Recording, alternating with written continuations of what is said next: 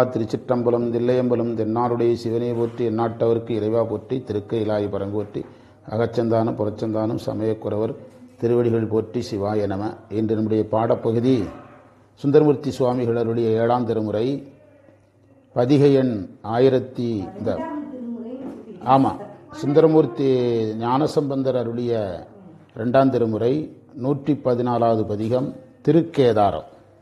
முதல் பதிகம் தொண்டர் அஞ்சு களிரும் அடக்கி சுரும்புன வண்டு சுரும்பு 6 மலர் வண்டு நிறைந்த மலர். இண்டைங்கிறது மலர்களை கட்டும்போது வரக்கூடிய ஒரு வகை. உங்களுக்கு புக்கு வேணும் அங்கே இருக்குது, வேணுமா? இந்தாங்க, 2 பேரும் சேர்ந்து கூட பார்த்துக்கிடுங்க.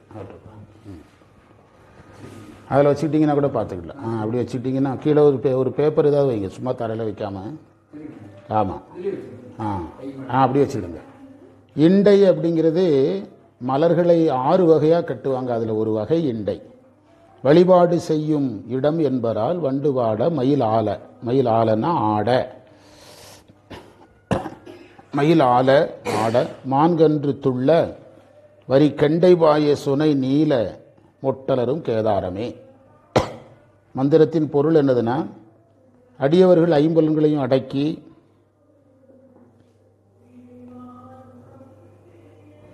அன்று பூத்த மலர் கொண்டு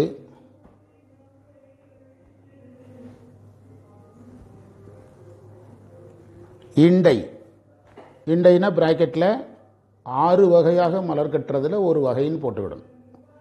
ஆரம், மாலை, கன்னி, இண்டை, அப்படி வகை இருக்குது. இண்டை கட்டி இறைவனுக்கு சாத்திய வழிபாடு செய்கிறார்கள். இந்த பதிகம் திரும்பவும் நம்ம தேவார பாடசாலையில் நடத்துவோம். நாளைக்கும் தேவாரம் தான் எடுக்கிறோம். எதுக்காகனா, இன்றைக்கி நம்ம தேவாரம் ஒரு பதிகம் எடுத்து நாளைக்கு எடுத்துட்டோம்னா அப்புறம் வெள்ளிக்கிழமை மாரியம்மன் கோயில் போனால் சனிக்கிழமை ஊருக்கு போகிறேன். விடிய விடிய பாடம் எடுக்கிற நேரத்துக்கு தான் வருவேன். எடுத்து வச்சிட்டோம்னா கொஞ்சம் டைம், ஒரு தடவை எடுத்துட்டோம்னா வேகமாக போகும். வேறு கோணத்தில் பார்க்கலாம். நம்ம தான் எத்தனை தடவை எடுத்தாலும் ஒவ்வொரு கோணத்தில் பார்க்குறதாச்சு. அது எடுத்துட்டோமேனு பயப்பட வேண்டியதில்லை. புரியுதா? அதில் சொல்கிறாரு, அந்த எதிரிகள் அடுத்த பற்றி எழுதுங்க. வண்டுகள் பாடுகிறது, வண்டுகள் பாடுகின்றன, மயில்கள் ஆடி அகவுகின்றன, மான்கன்று துள்ளுகிறது. சிவாயனம் சிவாயனம். சுனைகளில் கெண்டை மீன்கள் பாய்கின்றன,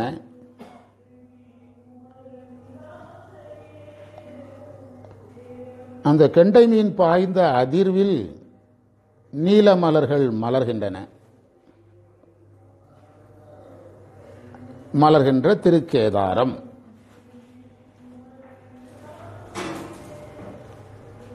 அதாவது என்ன சொல்றாருன்னா, தொண்டர்கள், இந்த பதிகம் ஒரு அழகான பதிகம். தொண்டர்கள் 5 புலன்களை அடக்கி வழிபாடு செய்கிறார்கள்னு சொல்றார்.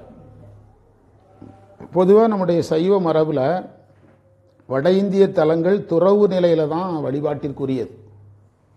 எல்லாருமே காசி போகிறேன், காசி ராமேஸ்வரம் போகிறத விட்டுருங்க, காசி போகிறேன் கைலாயம் போகிறேன்ட்டு நம்ம நினச்ச நேரம்லாம் கிளம்பிடுறாங்க இப்போது. ஆனால் சைவத்தில் எந்த மனப்பக்குவத்தில் தான் கிளம்பணும். துறவு மனப்பக்குவம் வந்த பிறகு தான் வடநாட்டு யாத்திரை. அது வரைக்கும் வடநாட்டு யாத்திரை கிடையாது அந்த காலத்தில். அதே மீறி நம்ம போகணும்னா நமக்கு இந்த பிறவியில் இனிமேல் வாய்ப்பு கிடைக்கிற மாதிரி தெரியலை, துறவு மனப்பான்மையும் வர்ற மாதிரியும் தெரியலை, வயசும் ஆயிற்று அப்படின்னு ஒரு பயம் இருந்தால் போகலாம். சும்மா இஷ்டத்துக்கு என்ன செய்யக்கூடாது, அதுதான் இந்த பதிகத்தில் முதல்ல வச்சிருக்கிறார். 5 புலன்களை அடக்கியவர்கள் வழிபாடு செய்கிறார்கள். அதையெல்லாம் நீங்கள் குறிப்பாக எடுத்துக்கிடுங்க. பிறகு சைவ சமயத்தினுடைய வழிபாட்டினுடைய அடிப்படையாக மலர வைக்கிறார். பார்த்தீங்களா, அங்கே மலர வைக்கிறார். இண்டையை கட்டி வழிபாடு செய்கிறாங்க. பிறகு அந்த தலத்தில் இருக்கிற நிலவரத்தை வர்ணிக்கிறார். என்னதெல்லாம் அதில் வருதுன்னா, வண்டு வருகிறது. என்ன வருகிறதுன்னு பார்த்தா போதும். வண்டு, மயில், மான்கன்று, கெண்டை மீன், இவ்வளவு சொல்கிறார். வண்டு நம்ம பக்குவ ஆன்மாவுக்கு சொல்லுவோம். மயில் அருளுக்கு குறியீடு. மான் வேதத்துக்கு, மான் எல்லா நேரம் வேதத்தை குறிக்கும் சொல்ல முடியாது, ஆன்மாவுக்கு குறியீடு. மீன்களை நம்ம குருவுக்கே குறியீடாக வைக்கலாம். மீன்களை எதற்கு குறியீடு? குருவுக்கே குறியீடாக வைக்கலாம். ஏன்னா இதில் ஒரு அழகான இடம் இருக்குது. மீன் வந்து போய் தாக்கும்போது நீலமலர் பூக்குது.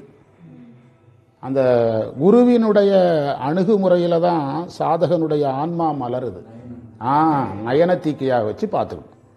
இது நம்ம அளவாக விரிச்சிருக்கிறோம். நம்ம எப்போவுமே நம்ம கொஞ்சம் விரித்து பழகிட்டதுனால சும்மா படிக்க பிடிக்காம அதில் என்ன நயங்கள் இருக்குது. இந்த கடைசி நயம் ரொம்ப முக்கியம். மீன் மோதுறதுனால நீலமலர் மலருதுங்கிறது, நீலமலரை ஆன்மாவாக எடுத்துக்கிடணும், மீனை எதா எடுத்துக்கிடணும், குருவருளாக எடுத்துக்கிடணும். குருவருளாக எடுத்துக்கிடணும். நீலமலருங்கிறது அருள் பெற்ற சாதகன் என்று அந்த அடுத்த மந்திரத்துக்கு போகிறோம். அடுத்த மந்திரம் பாதம் விண்ணோர் என்று வருகிற மந்திரம். கதவை திறந்த சத்தம் நிறைய வருதோ பார்த்துடுங்க. ஒன்றும் பிரச்சனை இல்லையா, குறைச்சிருக்காங்க, நல்லா குறைச்சிட்டாங்க. சரி. பாதம் விண்ணோர் பலரும் பரவி பணிந்தேத்த வேதம் 4 18 18ங்கிறது புராணம், 18 6ங்கிறது அங்கம்னு எடுத்துக்கிடணும். ஒன்றுமே இல்லை இந்த உரையில். இந்த உரை எழுதினவங்க பெரிய ஆட்கள், விளக்கு எழுதினவங்களும் பெரிய ஆட்கள். ஆனால் இந்த பதியத்துக்கு ஒன்றும் கிடையாது, தேவையான வார்த்தை கூட இல்லை. யாரும் அவ்வளோ ஈஸியாக படிச்செல்லாம் பொருள் சொல்ல முடியாத நிலைமையில் இந்த பதியம் இருக்குது.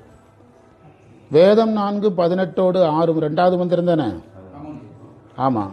18 6 விரித்தார்க்கிடம். 6ங்கிறதுக்கு உரையில் 6ங்கிறது எங்கேயுமே கிடையாது. ஆமாம், அதெல்லாம் இல்லவே இல்லை. தாது விண்ட, தாதுங்கிறதுக்கு பொருள் இல்லை. நீங்கள் வீட்டில் போய் எடுத்து பாருங்க. தாது என்பதற்கு மகரந்தமுடைய இதழ்னு எடுக்கணும். தாது என்பதற்கு நேரடியாக இதழ்னு பொருள் சொல்கிறாங்க, மகரந்தத்தை உடைய இதழ்னு பொருள் கடும். விண்ட விரிந்த மது உண்டு. மிண்டி, மிண்டிங்கிறதுக்கு பொருள் இல்லை. மந்திரம் 4 வரியில் இருக்குது சார், உரை 3 வரியில் இருக்குது, குறிப்புரை 2 வரியில் இருக்குது. யாராவது ஒருத்தர் விட்டதை ஒருத்தர் என்ன செஞ்சிருக்கலாம், 2 பேருமே ஒன்றும் பண்ணல. மிண்டிங்கிறதுக்கு கிளம்பின்னு அர்த்தம். நான் டிக்ஷனரியில் பார்த்து எழுதி வச்சிருக்கிறேன். மிண்டிங்கிற வார்த்தைக்கு கிளம்பின்னு அர்த்தம். மிண்டு மனத்தவர்னு வரும் திருமுறையில், இங்கே எப்படி இருக்கு, பொருள் எழுதுங்க. இறைவனுடைய திருவடியை விண்ணோர் பலரும் பரவி, பரவிங்கிறதுக்கு சரியான பொருள் புகழ்தல்னு அர்த்தம். திருமுறையில் எங்கே வந்தாலும் புகழ்தல்னு எடுத்துக்கிடுங்க. இறைவனை புகழ்கின்றார்கள், வணங்குகிறார்கள், ஏத்துகிறார்கள். ஏத்துதல்னா உயர்த்தி சொல்லுதல். உயர்த்தி சொல்லுதல்னா சிவனைக்கே முதன்மை கொடுத்து சொல்லுதல், ஏத்தி சொல்லுதல். ஏத்துகிறார்கள். இறைவன் வேதம் 4ஐயும் 6 அங்கத்தையும் 18 புராணத்தையும் தந்தவன்.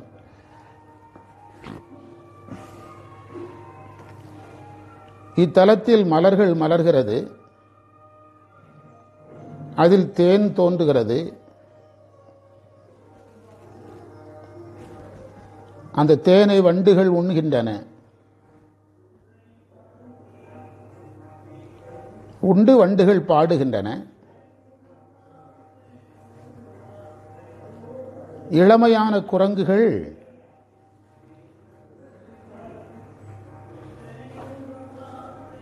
அதை கேட்டு மகிழ்கின்றன.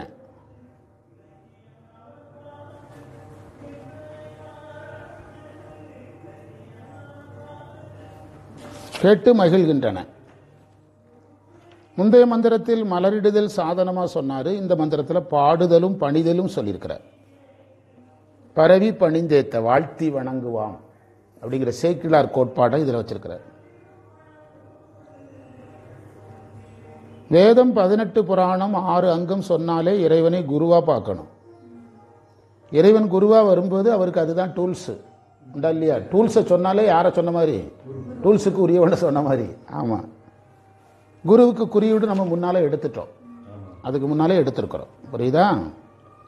விரித்தார்க்கிடம், விரித்தார்க்கு இடம்னு சொல்லும் போதே, விரித்து சொல்லும் போதே யாராயிடுறார்? இறைவன் குருவாயிடுறார், இடமாக இருக்கிறது.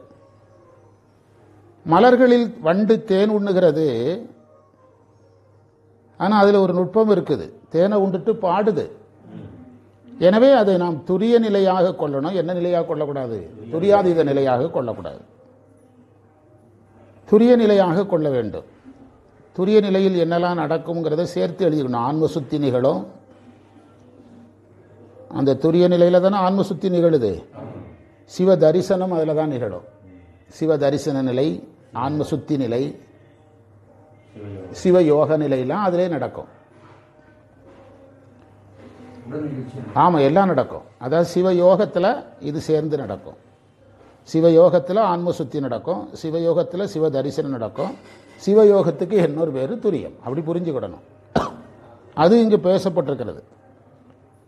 இந்த வண்டுகள் பாடுவதை குரங்குகள் கேட்கின்றன என்று சொல்லுகிறார். நேற்று நம்முடைய ஆதீன சொற்பொழிவில் பதிவு பண்ணியிருக்கிறோம். அதாவது இயற்கையை வைத்து சமய நெறிகளை பேசுவது திருமுறை மரபுன்னு நேற்று CKSA உரையில் பதிவு பண்ணியிருக்கிறோம். அந்த ஆற்றை வைத்து யாரை காட்டுறாரு? சிவனடியாரை காட்டுறாரு. அதே தான் இங்கே வண்டும் சாதனம் செய்கிறது, குரங்கும் சாதனம் செய்கிறது. அப்படின்னா இயற்கை மேலே எதை வைக்கிறாரு? சைவ நெறியை வைக்கிறார். அவ்வளோதான். ஆமாம், இயற்கையின் மேல் சைவ நெறியை வைத்து பேசுகிறார். வண்டு பாடணும். ஒரு சாதகன் கடமை பாடணும், ஒரு சாதகன் கடமை கேட்கணும். ரெண்டையுமே எது செய்துங்கிறாரு? வண்டு செய்து, குரங்கு செய்து. குரங்கு ஒரு வேலை செய்து, வண்டு ஒரு வேலை செய்கிறது என்று சிவனடியாருடைய சாதனத்தை இயற்கை மேல் வைத்து சொல்லுகிறார். அதுக்கு தான் பெரிய புராணத்தில் இருக்கிற உதாரணம் காவிரி ஆற்றை எதாக சொன்னது? சிவனடியாராக சொன்னது. நேற்று பதிவு பண்ணியிருக்கிறோம்.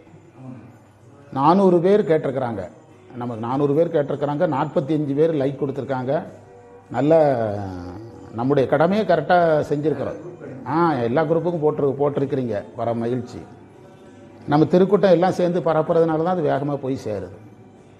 இன்னும் 7 நாள் சொற்பொழிவு இருக்குது. எப்படி நமக்கு ஒரு 500 600 பேராவது வியூவர்ஸ் வருவாங்க. ஒரு 24 மணி நேரம் தான் நான் இருக்குது. கரெக்டாக 5:30 மணிக்கு பார்க்குறோம். 400 பேருக்கு மேலே 407 பேர் வந்திருக்கு. அதை இந்த மந்திரத்தில் பதிவு பண்ணியிருக்கிறார்.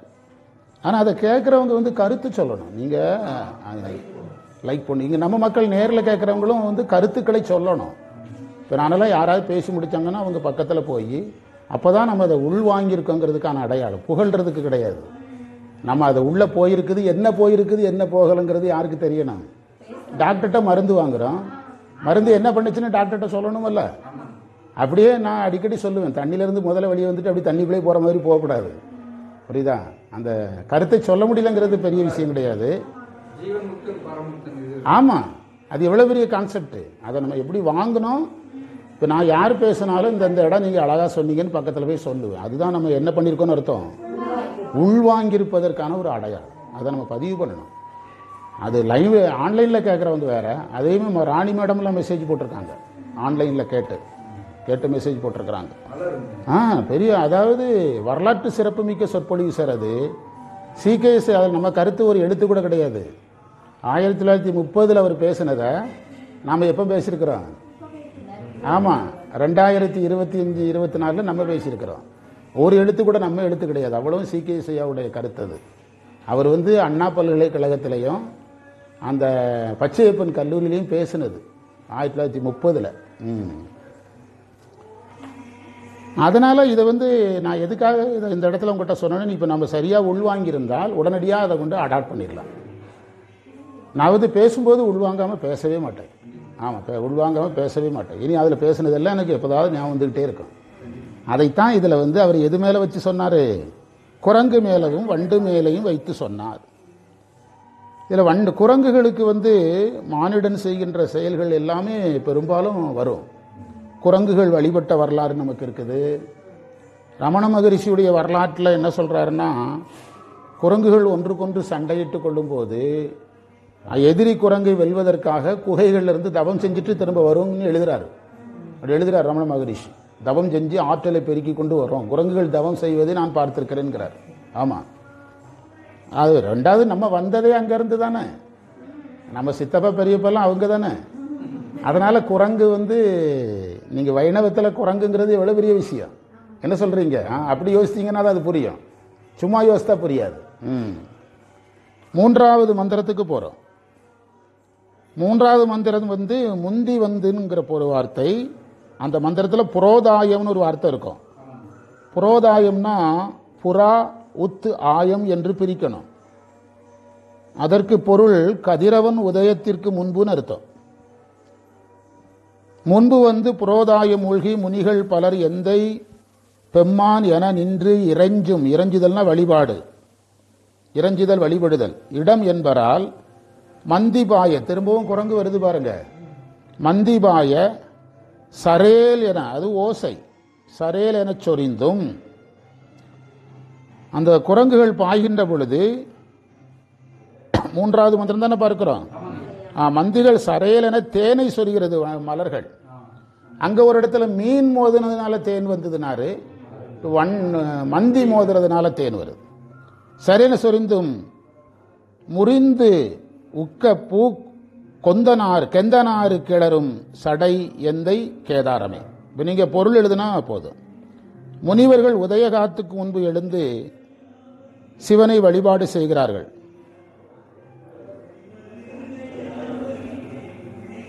இறைவன் சடை உடையவனாக இருக்கிறான்.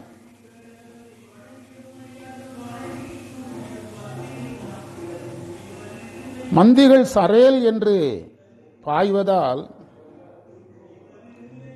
மலரிலிருந்து தேன் வெளிப்பட்டு கிளை ஒடிகிறது.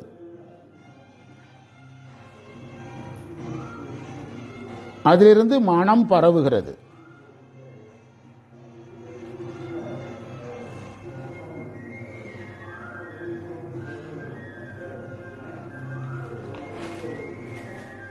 உதயம்ங்கிற வார்த்தை உதாயம் என்று நீண்டதுன்னு தெரிஞ்சுக்கிடணுங்கிறார் உரையாசிரியர்.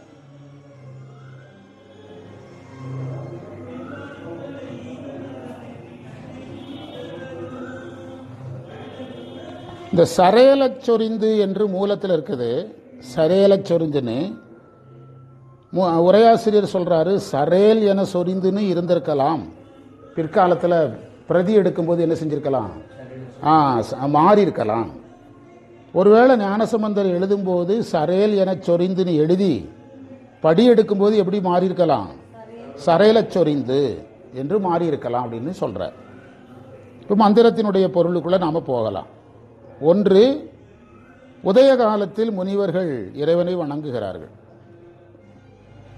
இது சைவ வழிபாட்டு முறையினுடைய அடிப்படை. மந்திரம் ஒன்றில் மலர் சொன்னார், மந்திரம் இரண்டில் பாடுதலும் பணிதலும் சொன்னார், மந்திரம் மூன்றில் திருக்கோயிலுக்கு சென்று வழிபடுகின்ற நேரத்தை சொல்லுகிறார். நம்முடைய ஆகம சம்பிரதாயத்தில், வேதாகம சம்பிரதாயத்தில் அந்தி சந்திகள் தான் வழிபாட்டிற்குரிய நேரம். அந்தி சந்திகள் அப்படின்னா இரவு முடிந்து காலை தொடங்கல், முற்பகல் முடிந்து பிற்பகல் தொடங்கல், மாலை முடிந்து இரவு தொடங்கல், 3 நேரம். அதில் பிராமணர்களுக்கு இந்த 3 கட்டாயம்.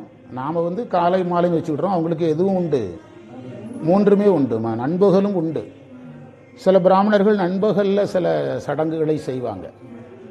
அந்த காயத்ரி மந்திரத்துக்கு ஒரு விதி சொல்லுவாங்க கிராமங்களில். எங்கள் பதில் கிராமத்திலே இருக்குது. காணாமல் கோணாமல் கண்டு சொல்லு அப்படின்னு ஒரு விதி இருக்குது. காணாமல்னா சூரியன் வருவதற்கு முன்பு வழிபாடு முடிச்சிருக்கணும், சூரியனை காணாமல். கோணாமல்னா நேராக நிற்கணும், 12 மணின்னு அர்த்தம். ஆமாம். கண்டு சொல்லுனா சூரியன் மறைகிறதுக்குள்ளே சொல்லி முடிச்சிரு. காயத்ரி மந்திரத்துக்கான விதின்னு எங்கள் ஊரில் கிராமத்தில் சாதாரணமாக சொல்லுவாங்க. காணாமல் கோணாமல் கண்டு சொல்லு. அதனால் அந்த நீங்கள் திலகவதியார் அதிகாலை நேரத்தில் திருநாவுக்கரசரை திருவதிகை வீரட்டானர் கோயிலுக்கு அழைத்து சென்ற வரலாறு நாம் பெரிய புராணத்தில் பார்க்கிறோம். அதிகாலை நேரத்தில் அழைத்து சென்ற வரலாறு பார்க்கிறோம். இந்த அதிகாலை வழிபாடுகள் நம்முடைய திருமுறையில் நிறைய இடத்துல இருக்குது. அதை முனிவர்கள் செய்தார்கள் என்று சொல்லியிருக்குது. அதுதான் முக்கியம். முந்தி மூழ்கி முனிகள், அதில் ஒரு இன்னொரு செய்தி இருக்குது. இந்த முனிவர்களுக்கு யோகம்தான் ரொம்ப முக்கியம். முனிவர்களுக்கு யோகமும் ஞானமும் தான் முக்கியம். சரியைகிரியை அவங்களுக்கு உரிமை உண்டு, கட்டாயம் கிடையாது. ஆனால் என்ன செஞ்சிருக்கிறாங்க, அதை செய்திருக்கிறார்கள். எப்போதுமே ஒரு சாதனத்தில் 2 வகை இருக்கு. சாதனமாக செய்தல், இன்னொன்று மாதிரியாக செய்தல். மாதிரி என்னதுன்னா நம்ம செய்தாதான் மற்றவங்க செய்வாங்க, அப்படி செய்தல். இப்போ நாம் போன வகுப்பில் கூட ஒரு தேவாரம் பதிவு செய்தோம். வாழ்த்தவாயும் நினைக்க மடனெஞ்சும் தாழ்த்த சென்னியும்னு அப்பர் பாடுறாரு. மாணிக்கவாசகர் வணங்க தலை வைத்துன்னு எதை முதல்ல வைக்கிறாரு? வணங்க முதல்ல வைக்கிறாரு. ரெண்டு மந்திரத்தையும் ஒப்பிட்டு பார்த்தால் அது சரியை மார்க்கத்திற்கான சாதனமாக இருக்கிறது. இது ஞான மார்க்கத்தில் இருக்கிற பாட்டா இருக்குது. கம்பேர் பண்ணி பார்த்தா பெரிய வேறுபாடு தெரியுது. ஆமா, சூழ்த்த மாமலர் தூவி தொழுதுங்கிறதுனா அப்பர் சுவாமிகள் அதை சாதனமா வைக்கிறாரு. இங்கு மாணிக்க வாசகர் ஞான நிலையிலிருந்து அதை பாடுறார். வணங்க தலை வைத்து இணங்கத்தன் சீரடியார் கூட்டம் வைத்து, அது எங்க இல்லை? அங்க இல்லை. அப்பர் சொல்லலை. என்னன்னா அப்பர் அதை சரியை மார்க்கமா வைக்கிறாரு. இவர் என்ன மார்க்கமா வைக்கிறாரு? இந்த வேறுபாடு கண்டுபிடிச்சாதான் நம்ம திருமுறை பண்ண முடியும். அது எந்த உரையாசிரியரும் கை கொடுக்க மாட்டாங்க. இப்போ இந்த உரை நான் சொல்றேன்ல, 25% உரை கூட இதில் இல்லை. நான் டிக்ஷனரி எடுத்து வச்சு ஒவ்வொன்றா எழுதினேன். எதுக்கு மிண்டிக்கு பொருள் கிடையாது. அடுத்து அந்த செய்தியை முக்கியமாக எடுத்து பார்க்கணும். அதாவது அவர்கள் என்ன சொல்லி வழிபட்டாங்கன்னு சொல்றார் பாருங்க. என் தந்தை எங்கள் தலைவன். தந்தை என்றது குருவாக, தலைவன் என்பது அடிமை பண்பு. அது முனிவர்களுக்கு தான் வரும். சரியை பண்றவனுக்கு என்ன செய்யாது? வராது. கிரியை பண்றவனுக்கு வராது. யோகிக்கு வரும், ஞானிக்கு வரும் என்று அவர்கள் சொல்லுகிறார்கள். அடுத்தது, மந்திகள் பாய்வதால் தேன் சொரிகிறது, கிளை ஒடிகிறது என்று பதிவு செய்கிறார். தேனை சொரிந்து முறிந்து விழுந்த மலர்களின் மணங்கமழும். இந்த தேன் சொல்வதை நம்ம பேரின்ப குறியீடா எடுத்துக்கிடணும்.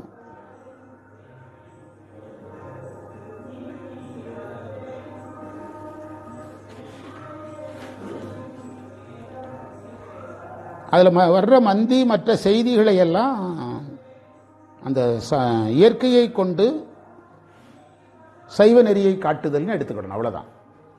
அதில் எடுத்து ஒவ்வொன்றிலையும் பொறுத்த ஆரம்பித்தோம்னா கொஞ்சம் கற்பனையாக போயிடும், ரொம்ப கற்பனையாக போயிடும்.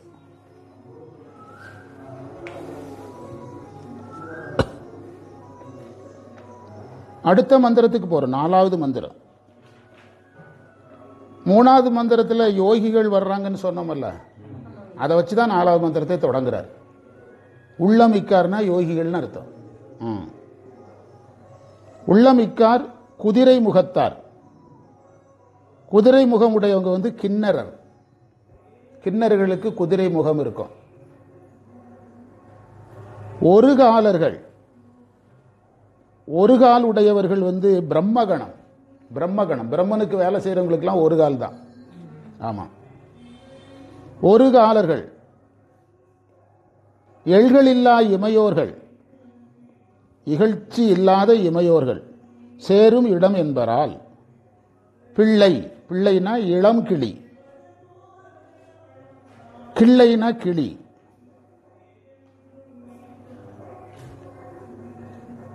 கதிர்னு ஒரு வார்த்தை இருக்கும். கதிர்னா ஏனக்கதிர், திணைப்புணத்தில் இருக்கக்கூடிய ஏனக்கதிர். கொணர்ந்து வாயுவையும் கேதாரமே. நம்ம கிளியெல்லாம் இஷ்டத்துக்கு பொருத்தலாம். குரங்க பொருத்தும் போது கொஞ்சம் கவனமா இருக்கணும். பொருத்த முடியலன்னா விட்டுருமே தவிர வலிந்து என்ன செய்யக்கூடாது? பொருத்தி அதாவது சந்தேகம் வந்துடக்கூடாது.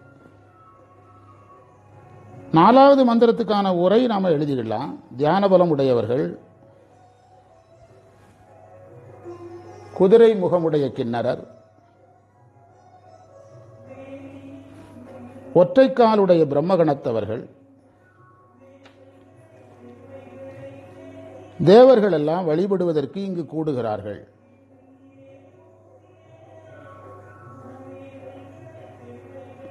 அடுத்த பத்தி, இளம் கிளிகளுக்கு தாய்க்கிளிகள்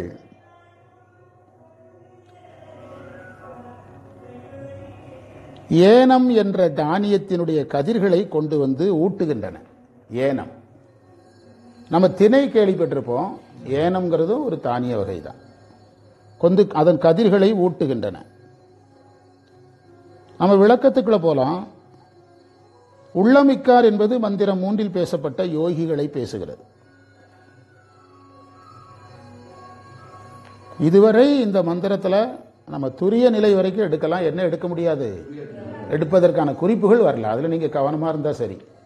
சரியே இருக்குது, கிரியை இருக்குது, யோகம் இருக்குது, என்ன வரல? ஞான நிலை, இன்னும் ஞானத்தில் அனுபவிக்கின்ற துரிய நிலை வரல. இந்த வழிபட்டவருடைய பட்டியல் எதை காட்டுகிறதுன்னு முதல்ல பார்க்கணும். வழிபட்டவருடைய பட்டியல் எல்லோரும் சிவனருளாலேயே உய்கிறார்கள்ங்கிறது தான் குறிப்பு. எல்லோரும் சிவனருளை நாடி இருக்கிறார்கள், அதான் குறிப்பு. ரொம்ப சிம்பிளா சொன்னான். கிண்ணறராக இருக்கலாம், அவங்களுக்கு இசை வரணும், சிவபெருமான் வேணும். பிரம்மலோகத்தில் வேலை செய்யணும்னா அதுக்கு பவர் எங்கே, சார்ஜ் எங்கே தான் பண்ணணும்? சிவலோகத்தில் தான் பண்ணணும். அதைத்தான் சொல்கிறாரு. தேவர்களும் அதே தான். இந்திரன் கூட இருக்கணும்னாலும் சார்ஜ் பண்ணுறது இங்கே தான். வேலை அங்கே, விசுவாசம் இங்கே, அவ்வளோதான். அதை இதில் அது சொல்கிறார் பாருங்க, வழிபட கூடுமிடம்ட்டாரு. இவங்க எல்லாருமே எங்கே தான் வந்து சேர்ந்தாகணும்? இன்னும் கொஞ்ச நேரம் கழிச்சா அப்புறம் பிரம்மதேவர் எல்லா தேவரும் வருவாங்க. அதுதான் இதில் இருக்கிற மிகப்பெரிய நுட்பம். இதில் இளம் கிளை என்பது சாதகன், இளம் கிளி சாதகன். இது நல்லா இருக்குது. இளம் கிளி சாதகன் இது சொல்லலாம். தாய்க்கிளி குரு, ஏனக்கதிர் ஞானம். ஏனக்கதிர் ஞானம் அது வந்து நம்ம ஒரு இப்படி இருக்கும்னு ஒன்று சொன்னோம்னா அதுக்கு பிரமாணங்கள் வேணும். இப்போ நாம சொன்ன பிரமாணம் வந்து அப்படியே நீங்கள் கந்த புராணத்தில் எடுத்துக்கலாம். கந்த புராணத்தில் வந்து திணை பாதுகாக்கிறாங்க. திணை ஞானத்தை குறிக்கும். திணை வந்து எதை குறிக்கும்? ஞானத்தை குறிக்கும். ஆனால் அதுலேயுமே ஒரு வேறுபாடு இருக்குது. அங்கே கிளி வந்து ஐம்புலன்களாக வரும், இங்கே கிளி குருவாக வருது. ஆமாம், அங்கே வந்து கிளியை விரட்டுவாங்க, இங்கே கிளி வந்து ஊட்டுது. அதுதான் அந்த வேறுபாடு. கண்டுபிடிக்காமல் எதையும் டக்குன்னு சொல்லிடக்கூடாது. ஒன்னே நாங்கள், அதாவது கதிர்ங்கிறது எப்போவும் ஞானம். கதிர்களை அழிப்பதற்கு ஐம்புல பகைகள் வரும். அந்த ஐம்புல பகைகள் தான் கந்த புராணத்தில் கிளிகள். இங்கு கிளிகள் அப்படி கிடையாது. கதிர் என்பது ஞானம், கிளி என்பது குரு, கிள்ளை என்பது சாதகன். சாதகன்னா சீடன். சீடன் கதிரை ஏன் ஞானம்னு சொல்றோம்னா அதற்கு அடுத்த நிலை கிடையாது. அதற்கு அடுத்த நிலை கிடையாது. அதுக்கு அடுத்தது அதை சாப்பிட்றது தான். அதுதான் போக, சிவபோக நிலை. அது சிவபோக ஞானத்தின் பயன் வந்து அனுபவம். அதனால தான் கதிரை வந்து நம்ம எப்பவுமே ஞானமாக சொல்றோம். ஞானிகளையே நெற்கதிர்களுக்கு ஒப்பிட்டு சேக்கிழார் எழுதுறாரு. காரணம் அதுதான். புரியுதா? அற்புதமான மந்திரம் இந்த மந்திரம். அதற்கு அடுத்த மந்திரத்துக்கு போறோம். ஊழி ஊழி உணர்வார்கள். ஊழி ஊழி உணர்வார்கள்னா பல ஊழிகளில் வேத பொருளை உணரும் அடியவர். பல ஊழிகளில் வேத பொருளை உணரும் அடியவர்கள் அர்த்தம். வேத பொருளை உணரணும்னா வேதத்தை உணர்த்தியவன் முன்னால வந்திருக்கணும்ல, வந்தார்ல. அவர் வேதமாக அந்த நூல்கள் எல்லாம் சொல்லப்பட்டதில்ல. 18 புராணங்கள், 6 அங்கம், 4 வேதம். அதைத்தான் நம்ம அதில் கொண்டு இணைக்கிறோம். அங்க சொன்னதை 5வது மந்திரத்தில் விரிக்கிறாரு. உணரும் ஊழி ஊழி உணர்வார்கள். இந்த உணர்வாருங்கிறதுக்கு நம்ம விரிவா பொருள் பார்க்கலாம். வேதத்தின் ஒன்பொருள்களால் வாளியந்த என வந்திரஞ்சும் இடம் என்பதால் மேலி தாங்கி, இந்த மேலி தாங்கிங்கிறதுல இருந்து வர்ற இடத்துல 5வது மந்திரம் தானே. 5வது மந்திரத்தில் அந்த ஏரி அவற்றின் கிளைகளை கீறி உண்டு மகிழ்ந்து வாழும் திருக்கேதாரம் 5வது மந்திரத்துக்கு பொருள். பக்கம் மாறி மாறி இருக்கும். கலப்பையால் உழுவார்கள் அந்நிலத்தில் மாணிக்க மணிகள் கிடைக்கும். கலப்பையால் உழும்போது மாணிக்கம் கிடைக்குதுங்கிறது தான் உரையில் இருக்கு. கலப்பையால் உழும்போது மாணிக்கம் கிடைக்குங்கிறது உரையில் இருக்கு. ஆனா அங்க வேற செய்தி இருக்குது. அந்த மந்திரத்தை படிச்சு பாருங்க. எத்தனாவது மந்திரம்? மேலிதாங்கு உழுவார்கள் போலவ் இறை தேறிய கேளல். பன்றி இருக்கு. பன்றிங்கிற வார்த்தையே இதுல இல்ல. இல்ல, அது கவனமா படிக்கணும். இப்போ அந்த மந்திரத்துக்கு பொருள் சொல்லுவோம். பொருள் சொன்னா நாம உள்ள போயிடலாம். பல ஊழிக்காலம் வேத பொருளை உணரும் அடியவர்கள். இது ஒரு அழகான இடம். நம்ம முதலா பார்க்கிறோம். வேத பொருளை எவ்வளவு காலம் உணரணும்? 3 வருஷ கோர்ஸ் முடிச்சுட்டேன், 2 வருஷ கோர்ஸ் முடிச்சுட்டேன். ஆமா, பேருக்கு பின்னால போட்டுக்கிடுறோம். பாத்தீங்களா? பல ஊழிக்காலம் உணர வேண்டியது வேதத்தை. அரை நேரம் பாடம் கேட்கறேன், மத்தியானம் எந்திரிச்சு சொல்லாமலே வீட்டுக்கு போறேன். எப்படி சமயம் வளரும்? எப்படி சைவத்தை வளர்க்க முடியும்? ஆமா, சேர்ந்தாச்சு. வேத பொருளை உணரும் அடியவர்கள் சிவபெருமானை வாழ்த்தி இறைஞ்சி சேருமிடம்.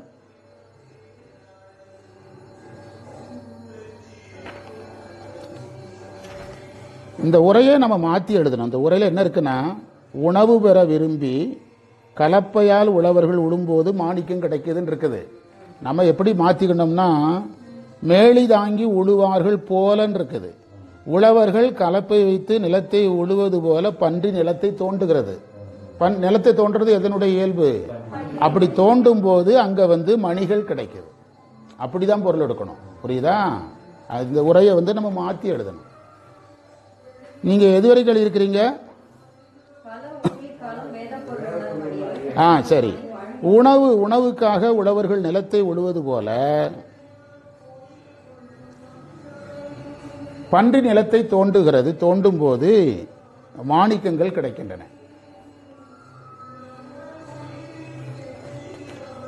இப்போ நாம அதை விரித்து பார்த்தா எப்படி பார்ப்போம்? விரித்து பார்த்தா தான் நமக்கு அது மேல ஒரு அட்டாச்மெண்ட் வருது அந்த மந்திரத்து மேல. ஊழி ஊழி உணர்வாருங்கிறது ஒரு பெரிய செய்தி. அது நமக்கு இன்னொரு மந்திரம் இருக்குது. பல்லூழி காலம் பயின்றால் சற்றே நகும் அப்படின்னு ஒரு வரி. அந்த வரியை இதுல பொறுத்துனீங்கன்னா தெரிஞ்சிடும். பல்லூழி காலம் பயின்றால் கொஞ்சம் ஞானம் வரும் அப்படின்னு படிச்சிருக்கிறோம். பல்லூழி காலம் அரணை அர்ச்சித்து பயின்றால் சற்றே நகும். அதேதான். அதாவது இந்த திருமுறை நெறியோ வேத நெறியோ நாம திடீர்னு அடைகிறது இல்லை. இப்போ இன்னைக்கு சஷ்டி நாம ஒரு 10 பேர் தேவாரத்தை கையில் வச்சு உட்கார்ந்துருக்கிறோம், 4 பேர் உட்கார்ந்துருக்கிறோம்னா அதுவும் நம்முடைய முற்பறவியில் உள்ள ஒரு தொடர்ச்சி தான். சும்மாலாம் என்ன செய்ய முடியாது. அப்படிலாம் சும்மாலாம் எல்லாரும் உட்கார முடியாது. எல்லாரையும் இறைவன் உட்காரவும் விட மாட்டார். ஆமா, அதைத்தான் இதுல சொன்னாரு. அதுல ஒரு செய்தி என்ன நுட்பமா சொல்லியிருக்கிறாங்க. வேத பொருளை உணரும் அடியவர்கள், அது ரொம்ப முக்கியம். அந்த வேதத்தின் ஒன்பொருளால், அந்த முதல் வரியை பிடிங்க. வேதத்தின் ஒன்பொருளால் வாளி எந்த என வந்தித்து இறஞ்சும். சரிங்களா? என வந்திரஞ்சும். அந்த இடம் ரொம்ப முக்கியம். என்ன முக்கியம்னா, வேதத்தின் ஒன்பொருள் என்பதை நாம் முப்பொருள் நெறின்னு எடுத்துக்கிடணும். அதாவது சைவம் வேதத்தில் ஞான காண்டத்தையும், சைவம்னா ஆகம நெறி, வேதத்தில் ஞான காண்டத்தையும் வேதத்தின் கர்மகாண்டத்தில் தேவையான பகுதியையும் எடுத்துக்கொள்ளுகிறது. அப்படியே எதை எடுத்துக்கொள்வது இல்லை? எடுத்துக்கொள்வது இல்லை. சிவஞான முனிவர் வேதம் மூலம் என்றால் ஆகமம் உரை என்று சொல்றார். அப்போ வேதமின்றி ஆகமம் இல்லை. வேதமின்றி ஆகமம் உண்டு என்று சொல்லுவது திருவள்ளுவர் இன்றி பரிமேலழகர் உண்டு என்று சொல்வது போல ஆயிரும். திருவள்ளுவர் இல்லாமல் பரிமேலழகர் உண்டு, பரிமேலழகர் உரை கிடையாது, உரை இல்லை என்று சொல்வது போல ஆகிவிடும். ஆனால் இதில் இருக்கிற நுட்பம் என்னன்னா, வேதத்தின் ஒன்பொருளால் என்று சொல்லுவது அந்த உமாபதி சிவாச்சாரியார் சொன்ன மாதிரி வேதாந்த தெளிவு. வேதாந்த தெளிவாம் சைவ சித்தாந்தம். வேதாந்த தெளிநிலை. தெளிநிலை என்பது கிரியைகளை கடந்த யோக ஞான நிலை. ஏன்னா மந்திரம் எதுல தொடங்குது? தொண்டர் அஞ்சி களிரும் அடக்கி. அப்போ யோகிக்கும் ஞானிக்கும் தான் இந்த பதிகத்தில் முக்கியத்துவம் கொடுக்கணும். புரியுதா? அப்போ வேதத்தினுடைய உட்பொருள் உணரப்பட்டது என்று பொருள். முப்பொருள் உணரப்பட்டது, பதிபசு பாசம் உணரப்பட்டது. அதாவது சித்தாந்தம்னா என்னதுன்னு கேட்டா ஞானிகள் என்ன சொல்றாங்கன்னா, வேதம் இருக்கு, வேதத்தினுடைய கடைசியில உபநிடதங்கள் இருக்குது. உபநிடதங்களை நாங்கள் அப்படியே எடுத்துக்கிடல. உபநிடதங்களை மேலும் சுத்தம் பண்ணும்போதுங்கிறத விட நுட்பமாக உணரும் போது கிடைத்தது தான் சைவ சித்தாந்தம். அதே பொருள் நீங்க இங்க எடுத்தா சரி. வேதத்தை நம்ம அப்படியே யூஸ் பண்ணல, உபநிடதத்தையும் அப்படியே யூஸ் பண்ணல. உபநிடதத்தை இன்னும் உண்மையா பார்த்து எதா மாத்திரம் சைவ சித்தாந்தம். அதான் வேதாந்த தெளிவாம் சைவ சித்தாந்தம். வேதாந்தத்தை ஃபீரி பண்ணும்போது கிடைச்சதுதான் என்னது? சைவ சித்தாந்தம்ங்கிறார். அந்த நுண்பொருளுக்கு நாம் அந்த இடத்துக்கு போகணும். அப்போ அங்கே வட இந்தியாவிலெல்லாம் எல்லாருமே சைவ சித்தாந்திகளாக இருந்தார்களான்னு கேட்கக்கூடாது. அதுக்கு சைவ, அப்போ திருவள்ளுவர் முப்பொருள் பேசுகிறார், அப்போ அவர் சைவ சித்தாந்தியான்னு கேட்கக்கூடாது. சைவ சித்தாந்தம்னு ஒரு பேர் இல்லாமல் இருக்கலாம், ஆனால் முப்பொருள். நீங்கள் காவிரி தண்ணியை குடிச்சா என்ன? காவிரின்னு சொல்லிட்டு காவிரி தண்ணியை குடிக்கிறீங்க. இன்னொரு பக்கம் வைகைன்னு சொல்லிட்டு வைகை தண்ணியை குடிக்கிறான். குடிச்சது எதைத்தான்? அப்படி புரிஞ்சுக்கிட்டீங்கன்னா போதும். அப்படி புரிஞ்சுக்கிட்டீங்கன்னா போதும். சரியா? இவங்க என்ன செய்தாங்கிறத சொல்றாரு. வாளி என வந்து இறைஞ்சும் இடம். இது ஒரு வித்தியாசமான இடம். அதாவது மலரிடுதல் சொல்லப்பட்டது, பாடுதல் சொல்லப்பட்டது, பணிதல் சொல்லப்பட்டது, யோகிகள் பற்றிய அதிகாலை வழிபாடு சொல்லப்பட்டது, மந்திர நாளில் யோகம் சொல்லப்பட்டது. இங்கே இறைவனை வாளி என்று சொல்றாங்கிறார். இறைவனை வாழ்க என்று சொல்றாங்க. நமச்சிவாய வாழ்க. ஆமா, அப்போ மாணிக்க வாசகர் வாழ்க சொல்றாருன்னா எல்லாரும் சொல்ல முடியாதுன்னு தானே அர்த்தம். இறைவனுக்கு வாழ்த்து சொல்ற இடமே ஒரு பெரிய இடம் தானே. ஆமா, இப்ப சாதாரண வாழ்வியல்லையே நம்ம என்ன சொல்றோம், வாழ்த்த வயதில்லைங்கிறோம்ல, அது அங்க மேல வரைக்கும் பொருந்தும். இப்போ வாளி என்று சொல்லுவது அவங்க அதை சொல்ற இடத்துல என்ன செய்யறாங்க, இருக்கிறாங்க. அவங்க சொல்ற இடத்துல இருக்கிறாங்க. அதான் இறைவனை வாளி எந்தை, எந்தைனா குரு என வந்து இறைஞ்சும் இடம் என்பதால். அடுத்த வர்ணனை ரொம்ப கவனம். உளவு சாதனம். உளவு என்பது சாதனம். இப்ப கூட உளவுளன்னு திருமந்திரத்தில் படித்தோம். துறவுல வருது உளவுள என்று வருகிறது. உளவை வச்சு நாம சாதனத்தை பேசணுங்கிறதுக்கு அந்த மந்திரம் பிரமாணம்னு சொன்னோம். திருமந்திரத்தை உளவு சாதனம். கேளல், இந்த இடத்துல பன்றி வந்து சாதகர். பன்றி இழிவான விலங்குலாம் சொல்லக்கூடாது. பெருமாளே எதா வந்திருக்காரு, நம்ம தலைவரே வந்திருக்காரு. கேவலம் இவரே பன்றியா வந்திருக்கிறாரு. பன்றி இழிவானதுன்னா யாரை இழிவுபடுத்தினதாயிரும், இழிவுபடுத்தினதாயிரும். ஏதாவது சிவாலயங்களுக்குள்ள தெரியாம பன்றி புகுந்துட்டுனா கோயிலை கழுவுவாங்க. ராமேஸ்வரத்துக்குள்ள ஒரு தடவை புகுந்துட்டு கோயிலெல்லாம் கழுவி பரிகாரம் பண்ணாங்க. ஆனா இறைவனே யாருங்கிறத மறந்துடக்கூடாது, பன்றிங்கிறத மறந்துட. கண்ணப்ப நாயனார் வரலாறே எதுல இருக்குது, பன்றியில தானே இருக்குது. அவர் வரலாறே பன்றியில தானே இருக்குது. அங்க பன்றிங்கிற கான்செப்ட் வேற இடத்துல வந்துடும். மலம்ங்கிற கான்செப்ட் இங்க வேற இடத்துல வரும். கேளல் என்பது எதை குறிக்கும், சாதகன். சாதகன்னா சீடன் அர்த்தம். ஆமா, மணிங்கிறது சிவம், ஞானம், குரு எல்லாமே பொருந்தாது. கோகலி ஆண்ட குருமணி. மணிங்கிறதுல ஒளி வர்றதுனால சிவம், சிவப்பிரகாசம், ஞானம். அது அற்புதமான பொருத்தி கொள்ளக்கூடிய இடம். இந்த பதிகெல்லாம் ஒரு 7-8 வருஷத்துக்கு முந்தி பாடமா இருந்தது. அப்பவே நான் சொல்லுவேன், பிளேன் கிடைச்ச உடனே டிக்கெட் எடுத்துட்டு எங்க போயிடாதீங்க, ஆமா கைலாயம் போறேன் அங்க போறேன்னு கிளம்பாதீங்க. மனசுல என்ன வந்த பிறகு போங்க, பக்குவம் வந்த பிறகு போங்க. எனக்கு இங்க போகணுங்கிற ஆசை வரல, உங்களுக்கு வந்திருக்குது சந்தோஷம். எனக்கு வரலன்னா அது என்னுடைய வினை. அதுக்காக நான் பக்குவப்பட்டுட்டேன்னு சொல்ல வரல. அப்படி அதே மாதிரி சொல்லி, அதே மாதிரி அந்த நேரத்தில் நான் சொல்லுகிற நேரத்தில் வகுப்புக்கு மாணவர் வருகை ரொம்ப மந்தமாக இருந்தது. அவங்க பாட்டுக்கு 10 நாள் 15 நாள் எங்கேயாவது கிளம்பிடுறது, எதை பற்றி கவலைப்படுறது இல்லை. அந்த டைமில் பல மாணவர்கள் வகுப்பு கேட்காமல தான் பரீட்சை எழுதினாங்க. கடைசியில் வரும் 9ஆம் திருமுறை தேவாரம் முடிஞ்ச பிறகு 9, 10லாம் பாடமாக வரும். எதுவுமே பாடம் கேட்கல. வட இந்தியா போக, தென்னிந்தியா போக, ஆப்பிரிக்கா போக, இலங்கை போக, இப்படி சுற்ற ஆரம்பிச்சிட்டாங்க. அப்போ நான் வகுப்புலே சொன்னேன், இந்த மாதிரி நீங்கள் எங்கே வேணாலும் போங்க, வட இந்தியாவுக்கு மட்டும் எப்போ போங்க, கொஞ்சம் துறவு பக்குவம் வந்த பிறகு போங்க, சும்மா டூரிசம் மாதிரி போகாதீங்க அப்படின்னு. இவங்க போனவங்க என்ன செஞ்சாங்கன்னா, நம்ம ஊரில் ஒரு செல்வந்தர் ஒருத்தரை டூரிசம் மாதிரி கூப்பிட்டு போயிட்டாங்க. அவர் தமிழ்நாட்டு கோயிலுக்கே போனது கிடையாது.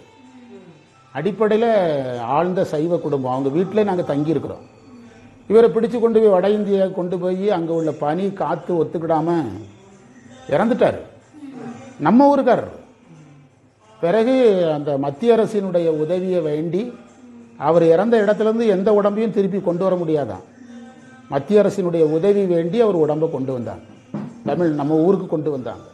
ஆமாம், நம்ம ஊரில் ஹோட்டல் வச்சுருக்கிறாங்க அவங்க ஃபேமிலி, பெரிய ஹோட்டல். நீங்கள் தான் கண்டுபிடிச்சணும், இதுக்கு மேலே நான் சொன்னேன்னா நான் மாட்டிக்கிடுவேன். ஆமாம், பெரிய ஹோட்டல் வச்சுருக்காங்க நம்ம ஊரில். இதை நான் நேரில் சொல்கிறேனுங்க, வகுப்பில் சொல்கிறேன். இதில் சம்மந்தப்பட்ட மாணவர் நம்ம கூட இருக்கிறாரு. நான் சொல்கிறேன், நீங்கள் உங்கள் பாட்டு கூட்டம் கூட்டமாக சேர்த்துக்கிட்டு விமானம் ஏற, ட்ரெயின் ஏற பண்ணாதீங்க.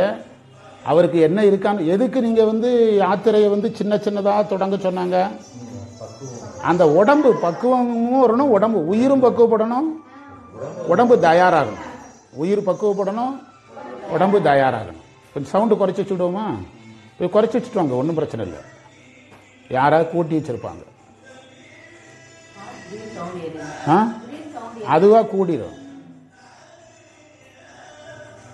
அவரும் இப்பதான் போட்டு இழுத்து இழுத்து பாடுறாரு பயங்கரமா.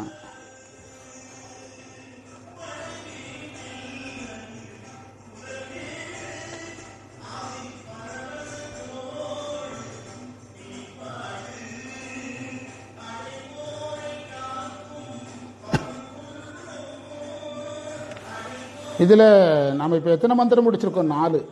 ஆமாம், 5வது மந்திரம் முடிக்க போகிறோம். குறைச்சாலும் அதுவே கூடிடும் போல சவுண்ட். என்ன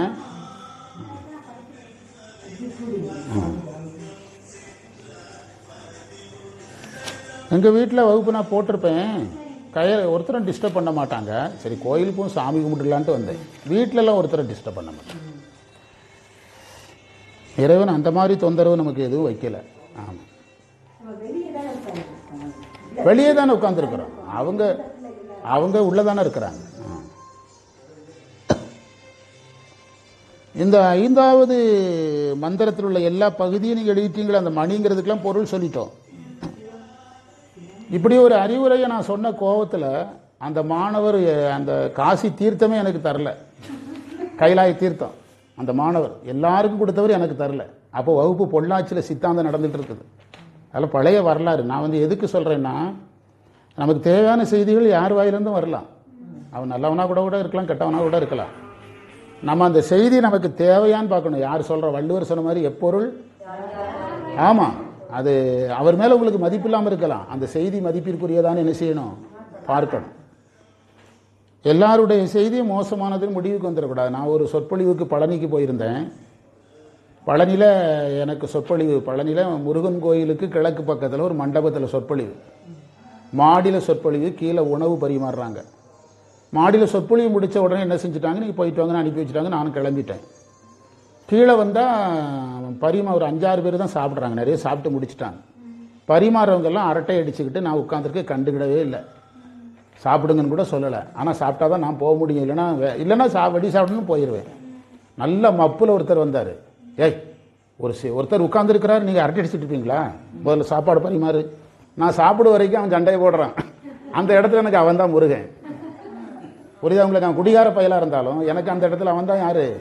முருகன். அவன் வடிவத்தில் வந்தான். என்னை பொறுத்தளவில் நடுங்குனானுங்க அவனை கண்டு. இனிமேல் இந்த மண்டபத்துக்குள்ள சமையல் பண்ணிட மாட்டேன், என்ன நடக்குன்னு பாரு அப்படிங்கிறான்.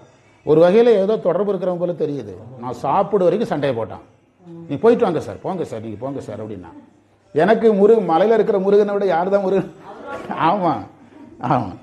அதனால் இதில் ரொம்ப கவனமாக இருக்கணும்னு சொல்ல வர்றேன். சைவத்தில் பெரியவங்க, நீங்கள் நாயன்மார்கள் யாத்திரையில் சிதம்பரத்தில் தொடங்க மாட்டாங்க, சிதம்பரத்தில் முடிப்பாங்க.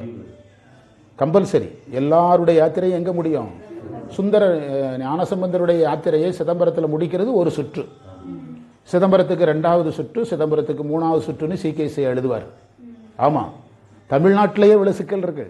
தமிழ்நாட்டிலேயே நீங்கள் சிதம்பரத்தை ஓப்பனிங்கில் வைக்கக்கூடாது, ஃபினிஷிங்கில் தான் வைக்கணும். ஏன்னா என்ன தலம்? ஆகாய தலம். அதுக்கு மேலே தலம் கிடையாது.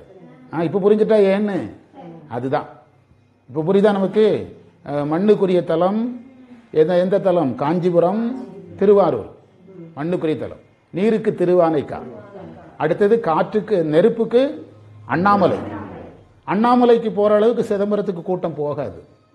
புரியுதா? அண்ணாமலைக்கு நெருப்புக்கு, ஆகாயத்துக்கு திருக்காலத்தி, ஃபினிஷிங்கில் எது? சிதம்பரம். ஆமாம், ஞானசம்பந்தர் புராணத்தில் அது தனியாகவே இருக்குது. சிதம்பரம் முதல் சுற்று, 2ஆம் சுற்று, 3ஆம் சுற்றுன்னு வரும். அதனால் இதை கொஞ்சம் நீங்கள் திருமுறை படிக்கும்போது எல்லாம் கொஞ்சம் கவனிச்சுக்கணும். அடுத்து எத்தனாவது மந்திரம் நமக்கு? 6வது மந்திரம். வெளிப்படையாகவே சொல்ல ஆரம்பிச்சிட்டாரு. அந்த மந்திரத்தினுடைய பொழிப்புரை எழுதிடலாம். நீரில் மூழ்கி திருநீற்றை அணிந்து. பார்த்தீங்களா? சுந்தரர் அந்த ஞானசம்பந்தர் அழகா படிப்படியாக சொல்றாரு. முதல்ல காலையிலே குளிச்சாங்கன்னாரு, இப்போ குளிச்சுட்டு என்ன பூசினாங்கிறாரு. பார்த்தீங்களா எவ்வளோ அழகா இருக்குது? திருநீர் அணிந்து நிலத்தில் உட்கார்ந்து சாப்பிட்டு,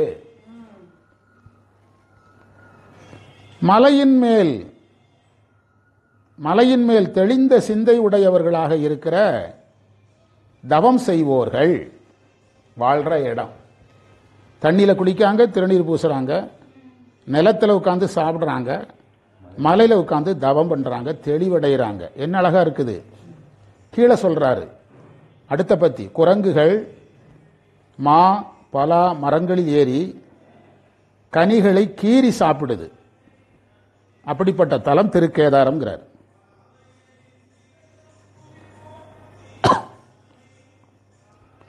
தேறு சிந்தைனா தெளிந்த உள்ளம், தேறு சிந்தை தெளிந்த உள்ளம். நீரு பூசி, நீராடிய பேர் நீரு பூசின்னு சொல்லப்படலை. ஆனால் நம்ம நீர் பூசின்னு சொன்னதுனால, நீராடின பிறகு தான் நீர் பூசினதுனால நீர் பூசி என்று சொல்கிறோம். இந்த நீர் பூசுதல் என்பது குருவருளால் கைகூடுவது. குருவருள் பெறாத ஒருவருடைய நீர் பூசுதல் பேசப்படாது. ஆகம நெறியில் பூசப்படுகின்ற திருநீர் பூசுதலை சொல்றார். நீர் பூசி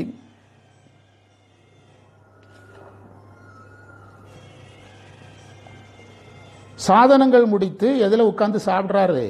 நிலத்தில் உட்கார்ந்து சாப்பிட்றாரு.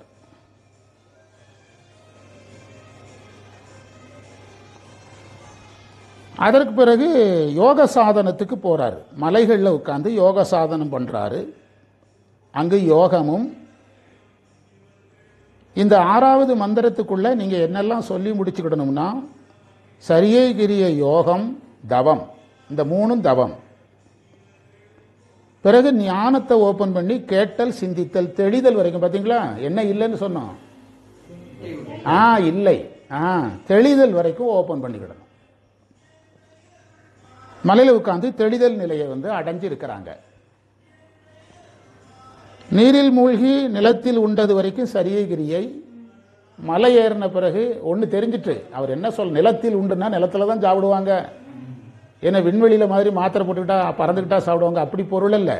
நிலத்தில் உண்டுன்னா சாப்பிட்ற நேரம் அதோட முடிஞ்சதுன்னு அர்த்தம். அப்படி பொருள் எடுக்கணும்.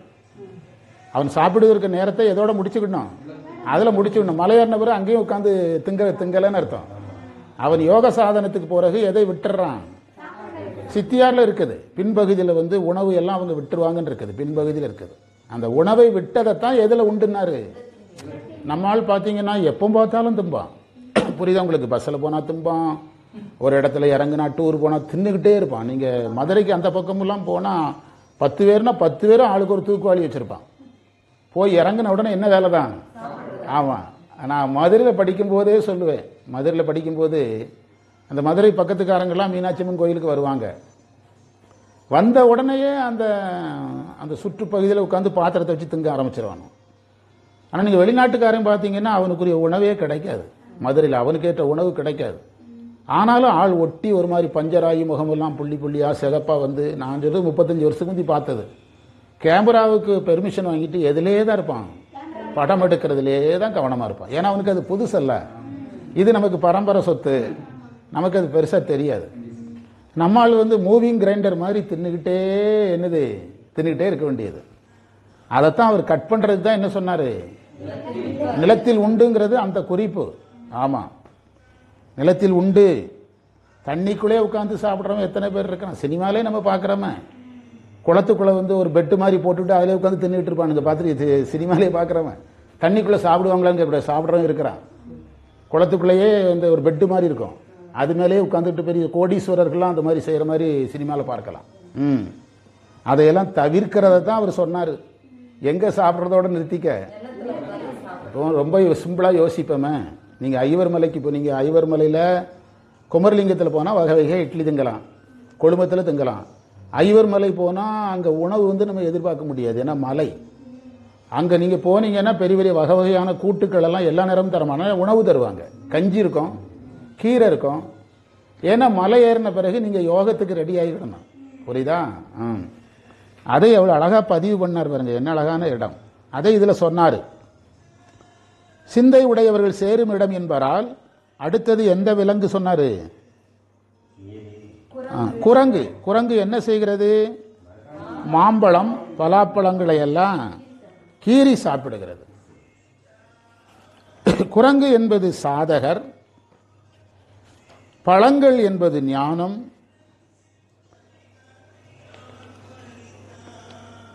கீரி சாப்பிடுதல் என்பது நுகர்தல் அல்லது பெறுதல், நுகர்தல் அல்லது பெறுதல் என்ற பொருள்ல எடுக்கணும். இந்த பழங்கள் சாப்பிட்ட இடத்தை நம்ம எதற்கு தொடக்கமாக வைத்துக் கொள்ளலாம்? துரியாதீதத்திற்கு ஒரு தொடக்கமாக வைத்துக் கொள்ளலாம். துரியாதீதத்திற்கு ஒரு தொடக்கமாக வைத்துக் கொள்ளலாம். அடுத்த மந்திரம், 7வது மந்திரத்தினுடைய பொருள். சிவபெருமான் தேவர்கள் தொழக்கூடியவர், வேதத்தை ஓதுபவர், உமைபாகர், வேத ஆகமங்களை அருளியவர்,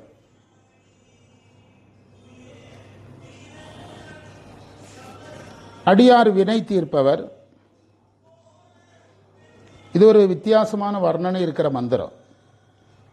அதாவது காற்று அடிக்கிறது, வேங்கை மர மலர்கள் பாறையில் விழுந்து கிடக்குது, அந்த மலர்களை புலின்னு நினைச்சு உண்மையான புலிகள் பயப்படுது அப்படிங்கிறார். அதை புலி என்று நினைத்து உண்மையான புலிகள் பயப்படுகிறதுங்கிறார்.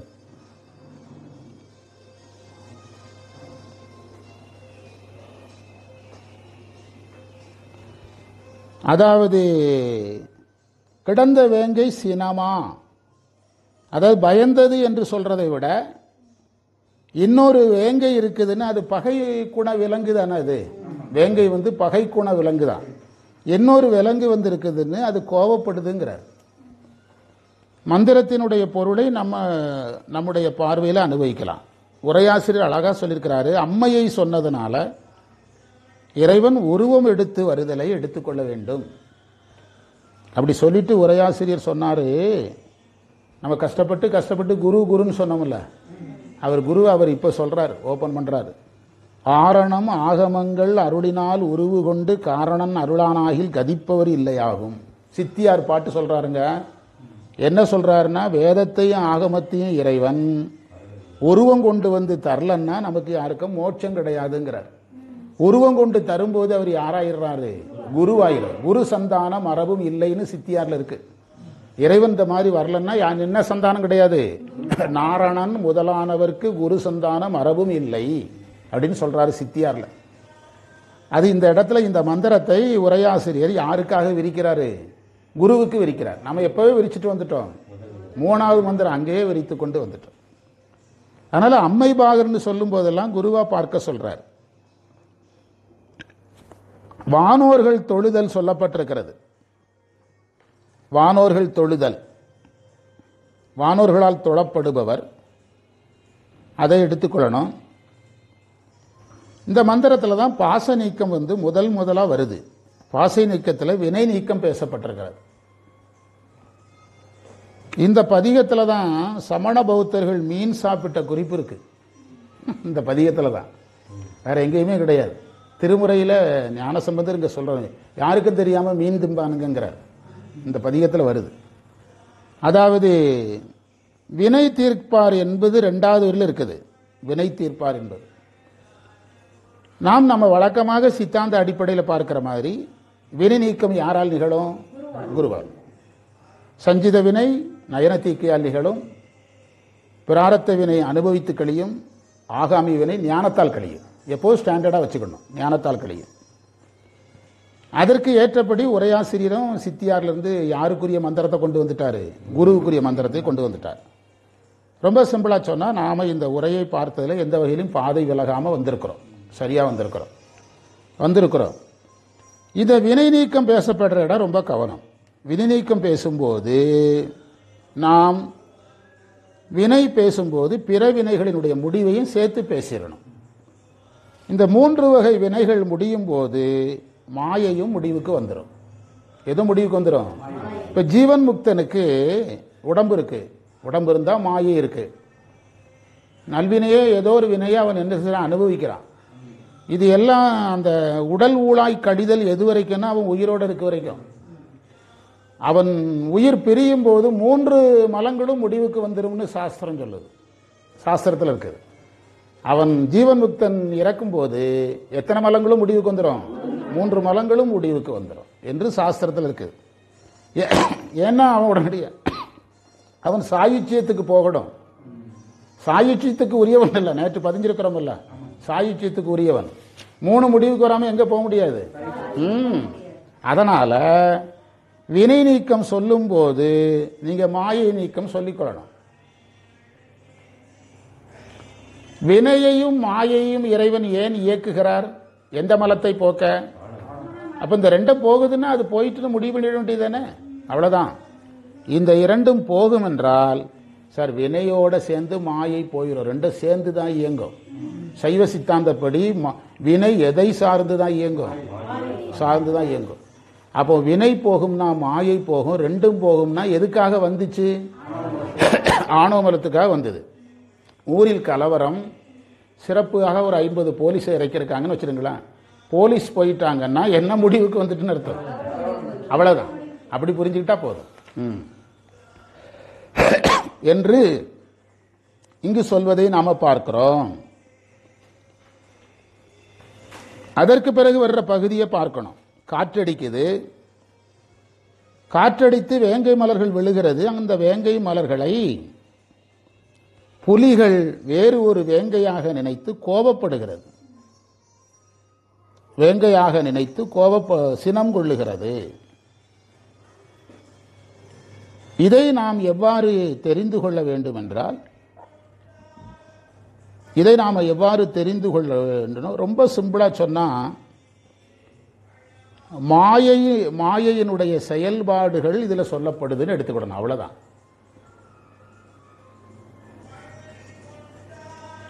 மாயையினுடைய செயல்பாடுகள் என கோபம் வருது இல்ல, அது எதனுடைய செயல்பாடு தான், அவ்வளவுதான்.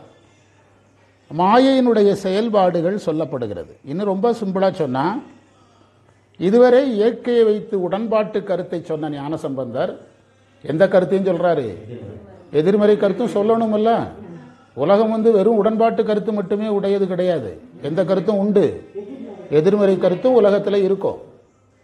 நீங்க யார் ஏதாவது கருத்து சொன்னாலும் நீங்க முதல்ல என்ன சொல்லணும்னா, உங்களுடைய கருத்தாக இதை நான் ஏற்றுக்கொள்கிறேன், என்னுடைய கருத்து வேற அப்படின்னு சொல்லணுமே தவிர, உங்க கருத்தை நான் என்ன செய்யணும்னு சொல்லக்கூடாது, மறுக்கிறேன் எதுக்கிறேன்னு சொல்லவே கூடாது. அது அவங்களுடைய கருத்து, என்னுடைய கருத்து இது, அவ்வளவுதான். அப்படிதான் சொல்லணும்.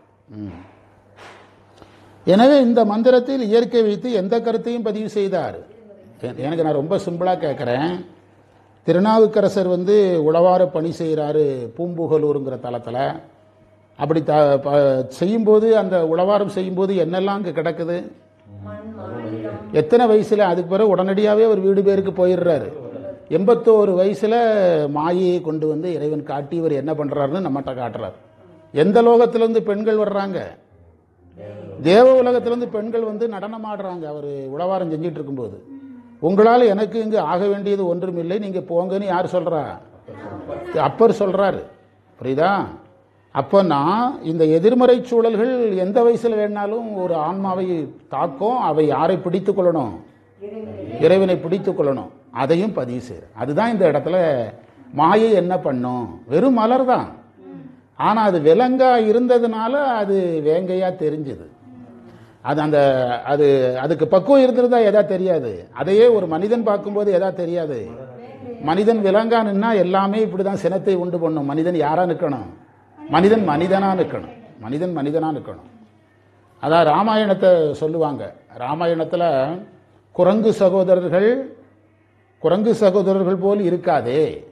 ஏன்னா ஒரு சகோதரனையே கொல்றதுக்கு துணை நிற்கிறாங்க. ஆமா, அரக்க சகோதரர் போல் இருக்காதே, ராவணன் மாதிரி இருக்காத. எந்த சகோதரர்? ராம சகோதரர்கள் போல் இரு. இதான் ராமாயணம்.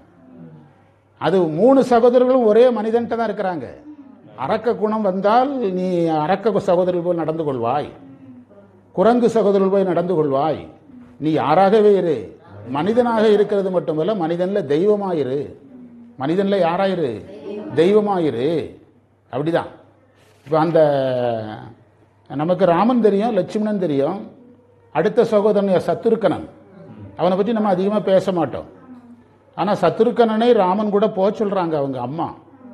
ராமாயணத்தில் கம்பர் சொல்றாரு. என்ன சொல்லி சொல்றாங்க தெரியுமா? நீ அவன் கூட போ.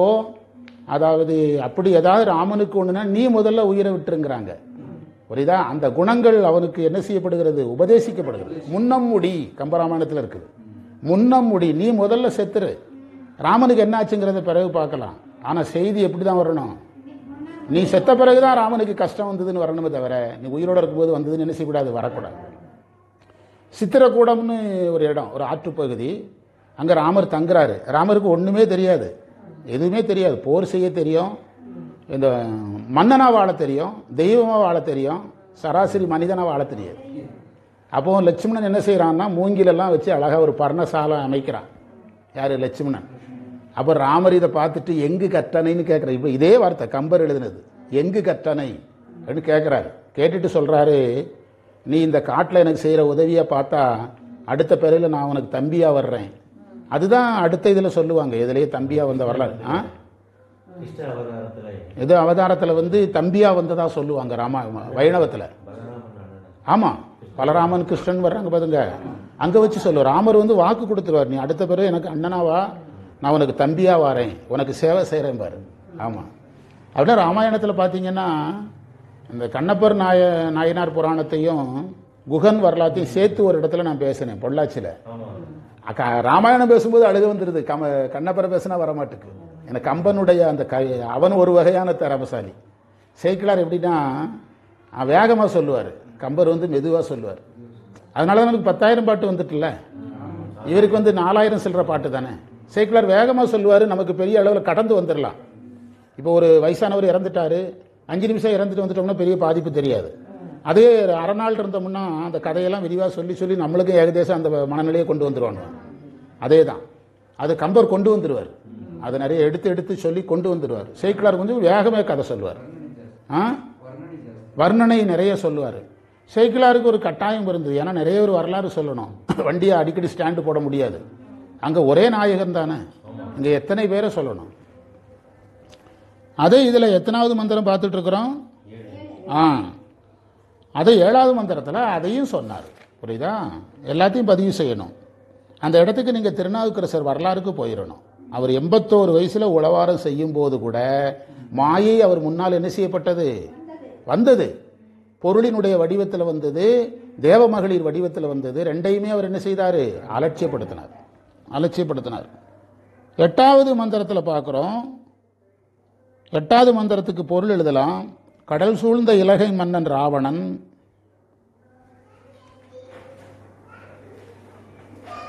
அவன் கைலை மலையை எடுத்தான், அந்த மலைக்கு கீழ் அவனை அழுத்தினார், கால் விரலால் அழுத்தினார். இத்தலத்து இறைவன். இங்கு அந்த மூலம் படிச்சீங்கன்னா தெரியும். 8வது மந்திரம் குரவம் இருக்குதா, குரவங்கிறது அப்படி நேரடியா அது ஒரு வகையான மரம், குரவ மரம். அடுத்தது கோங்க மரம். பிண்டிக்கு உரையில பொருள் இல்லை, பிண்டினா அசோக மரம்.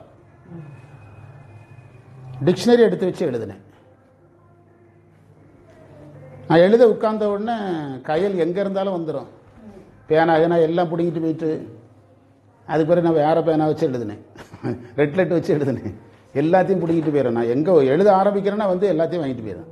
ஆமாம், இந்த நோட்டையும் வாங்கிட்டு போயிட்டு நான் என்ன பண்ணி வச்சுருக்கு பாருங்கள், நோட்டை கோடு போட்டு எப்படி தந்தது, அதுவாக தந்தது. நான் என்ன ஐடியாவில் இருப்பேன்னா அந்த நேரம் என்ன இருக்கோ அதை வச்சு முடிச்சு விடுறது. இதுதான் வேணும் அதுதான் வேணும்னு பண்ணலாம் முடியாது, ஒன்றுமே நடக்காது. ஆமாம், குழந்தைகளுடைய அந்த வயசில் நாம் அப்படி தானே இருந்தோம். என்ன எழுதுனீங்க அதில் பின் அந்த அசோகுக்கு பொருள் எழுதிடுங்க. பிண்டினா அசோக மரம், ஞாழல்ங்கிறது ஞாழல் மரம். சுரபுன்னைன்னு ஒரு மரம் இருக்குது, புன்னை மரத்துக்குள்ள ஒரு வகை தான் சுரபுன்னை. மேல் கிரமமாக வரிவண்டு பண் செய்யும் கேதாரமே. அந்த மரங்களுக்கு மேலே வண்டுகள் பண்ணை பாடுதுங்கிறார். உரை எழுதலாம்.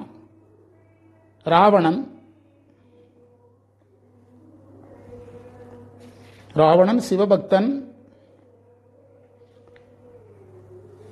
மலையை எடுப்பதற்கு முன்பு மறைப்பு சக்திக்கு உட்பட்டான். மலை எடுத்த பிறகு அருட்சக்திக்கு உட்பட்டான். நேற்று பேசியிருக்கிறோம் ராவணனை. என்ன பிழை செய்தால் தண்டனை, திருந்தி வந்தால் அருள். அதான் பிழை செய்யும் போது மறைப்பு சக்தியில் இருக்கிறான், 1975 மந்திரமோ இது மந்திரத்தில் சொல்லியிருக்கோம், நேற்று பேசியிருக்கிறோம். புரியுதா? ஆமாம். பிறகு இந்த மலர்கள் எல்லாம் சொல்றார். அதாவது எந்தெந்த மரங்களுடைய மலர்கள்னு ஒரு பட்டியலை சொல்றாரு. அதாவது திருமுறைக்கு ஒரு தனிச்சிறப்பு என்னன்னா, அந்த செடி வகைகள், கொடி வகைகள், மர வகைகள் எல்லாம் தொகுத்து சொல்லும்.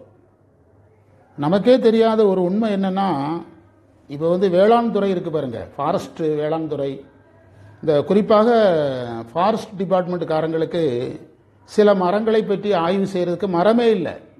எங்க மட்டும்தான் இருக்கு? கோயிலில் தலைமரமா இருக்கு.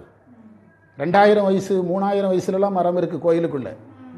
அந்த மரங்களை வச்சு தான் அவங்க அந்த மரங்கள் எத்தனை வருஷம் இருக்கும், அதனுடைய ஆயுள் என்னங்கிறதெல்லாம் கண்டுபிடிக்கிறாங்க. நம்ம கோயில்களில், பழைய கோயில்களில் அதனுடைய தலைமரங்கள் என்ன செய்யப்பட்டிருக்கிறது? பாதுகாக்கப்பட்டிருக்கிறது. அந்த ஃபாரஸ்ட் டிபார்ட்மெண்ட்காரங்க என்ன சொல்றாங்கன்னா, மரங்களை பற்றி ஆராய்ச்சிக்கு நாங்கள் காடுகளுக்கு போறதை விட எங்கே தான் போண்டி இருக்குது? காட்டில் தான் வெட்டிடுறானுல, கோயிலில் வெட்ட முடியாதல்ல, கோயில்களில் தான் இருக்குது. அதாவது நம்முடைய சமயம் வந்து இயற்கையோடு இணைந்து ஆற்றை சொன்னோம் நீர்வளத்துக்காக, விவசாயத்தை சொன்னோம், மலையை சொன்னோம் மலை வளத்துக்காக. இப்போ மலை வளம் அப்படின்னா, இப்போ நமக்கு தமிழ்நாடு கேரளா பிரிக்கும் போது மலைப்பகுதியை நம்ம நிறைய கேரளாவுக்கு கொடுத்துட்டோம். அன்றைக்கு இருந்த நம்ம அரசியல் தலைவர்கள் நில வளத்தை தான் அதிகமாக பெருசாக நினைச்சிருக்காங்க, எந்த வளத்தை நினைக்கல. ஆனால் இன்னைக்கு தண்ணிக்கு அவங்க அணை கட்டுறான்னு நம்ம சண்டையை போட்டுட்டு இருக்கிறோம். ஆமாம் ஆமாம், மொழி வாரியாக பிரிச்சுட்டாங்க, லிங்குஸ்டிக் பேசிக்கில் வந்து பிரிச்சுட்டாங்க. அப்போ நான் சொல்ல வந்த செய்தி ரொம்ப முக்கியம். அந்த தமிழ்நாடு கேரளம் பிரிக்கும் போது நம்ம தலைவர்கள் எதை வாங்குறதுலேயே கவனமாக இருந்திருக்காங்க, நிலத்தை. அவன் மலையை வாங்குறதுலேயே கவனமாக இருந்திருக்கான். கடைசியில் இப்போ தண்ணிக்கு யார்கிட்ட கையை கட்ட வேண்டி இருக்குது பார்த்தீங்களா? அதனால தான் நமக்கு மலை வளம், நாட்டு வளம், திருமலை சிறப்பு, நீர்வளம், தல மரம், அந்த சாமிக்கு ஒரு பறவை அல்லது ஒரு விலங்கு. அது எதுக்குன்னா அந்த அப்போதான் அந்த உயிர் மேலே நம்ம பாதுகாப்போம். இறைவனுக்கு காளை வாகனம்னா காளை என்ன செய்வோம்? பாதுகாப்போம். முருகனுக்கு சேவல் கொடினா சேவலை பாதுகாப்போம். மயிலை புனிதமாக நினைப்போம். குமரலிங்கம் கொழும்பு கோயிலில் நான் வந்து கொஞ்சம் அங்கே வேலை பார்க்கும்போது பேச போவேன். மைக்கை வந்து மயில் கொத்தும். அப்போனா மயிலும் வாத்தியாரம் எவ்வளோ எங்கே இருந்திருக்காங்கன்னு பார்த்துடுங்க. நான் பேசிகிட்டு இருப்பேன், நேரே டேபிளில் வந்து மைக்கு கொத்தும். மயில் அவ்வளோ சாதாரணமாக சுத்தம் எங்கே? கொழுமத்தில். பிறகு அந்த பேசுகிறவங்க கூட ரொம்ப நேரம் நின்றுட்டு போயிடும். ஆமாம், மேலே ஸ்டேபிளில் வந்து இப்படி வந்து இறங்கும், மைக்கை கொத்தும், அப்படி போகும். அப்போ அந்த இயற்கையை நம்ம நேசிக்க ஆரம்பிக்கும் போது அந்த பறவை விலங்குகளும் யாரோட நெருங்குது? இதெல்லாம் நீங்கள் நம்முடைய சமய வாழ்க்கைக்கு ஈடான வாழ்க்கை எங்கேயுமே பிரபஞ்சத்திலே கிடையாது. புரியுதா? பிரபஞ்சத்திலே கிடையாது.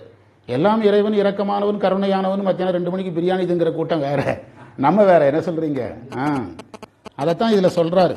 அந்த மரங்களை எல்லாம் சொல்லியிருக்காரு பார்த்தீங்களா? நீங்கள் சேக்கிழார் சில இடங்களில் பார்த்தீங்கன்னா ஒரே மந்திரத்தில் 10க்கும் மேற்பட்ட மரங்கள் எல்லாம் இருக்கும். இத்தனை மரங்கள் இருக்குங்கிறதே நமக்கு என்ன செய்யாது, தெரியாது. ஆனால் அவர் பதிவு பண்ணுவார். அதே தான் நீங்கள் நெல்லை எடுத்துக்கிடுங்களேன். கார் நெல்லுக்கும் செந்நெல்லுக்கும் நமக்கு பெருசாக வேறுபாடு தெரியாது. ஆனால் ஒரு நாயனாரை வச்சு அந்த நெல்லை கதை சொல்கிறார் பார்த்தீங்களா? நம்ம செந்நெல்லுங்கிற சொல்கிறோம் பெரிய புராணத்தில். அக்ரிகல்ச்சரில் வந்து செம்மை நெல்லும்பா, நம்ம செந்நெல்பா, செம்மை நெல்லுன்னு சொல்லுவான். அதை இவைகளையெல்லாம் பதிவு செய்து அந்த இயற்கையை கொண்டு வரிவண்டுகள் பாடியது என்பதும் என்ன நிலைதான்? துரிய நிலைதான். பாடுதல் நிகழாத நிலைதான் துரியாதது நிலை. அதாவது இறைவனை அனுபவிக்கும் போது காண்பான் என்ற சாதகன் ஒடுங்குகிறான். காட்சி என்ற அருள் உதவுவது அவனுக்கு தெரியாது. காணப்படு பொருளாகிய சிவமும் அவனும் ஒன்றாகி விட்டதால், சிவனிலிருந்து தன்னை பிரித்து பார்க்க முடியாததால் அவன் அந்த இடத்தில் பிரித்து பார்க்கிற இடத்தில் இல்லாமல் எதை அனுபவிப்பான்? சிவத்தை அனுபவிப்பான். காண்பான் காட்சி என்று பிரிக்க முடிகிறது என்றால் அங்க மலவாசனை இருக்குதுங்கிறாங்க சைவ சித்தாந்தத்தில். நீங்க திரிபுடி ஞானம் உங்களுக்கு இருக்குனாலே என்ன இருக்குது? மலம் வாசனை அளவில் இருந்தாலே போதும். காண்பான் தனியா தெரியும், காட்சி தனியா தெரியும், காணப்படு பொருள் தனியாக தெரியும்.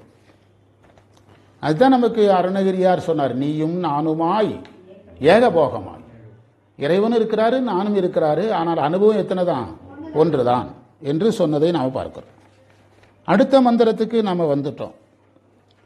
9வது மந்திரத்தின் பொருள் எழுதலாம். பன்றியுரு கொண்டு மண்ணை தோண்டி சென்றார் மால், அன்னவுரு கொண்டு விண்ணில் சென்றார் அயன்,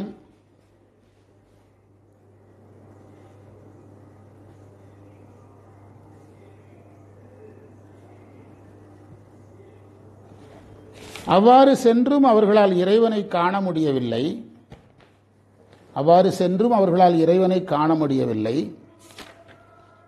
ஆழ்ந்து காணார் உயர்ந்து எய்தகில்லார் அலமந்தவர்.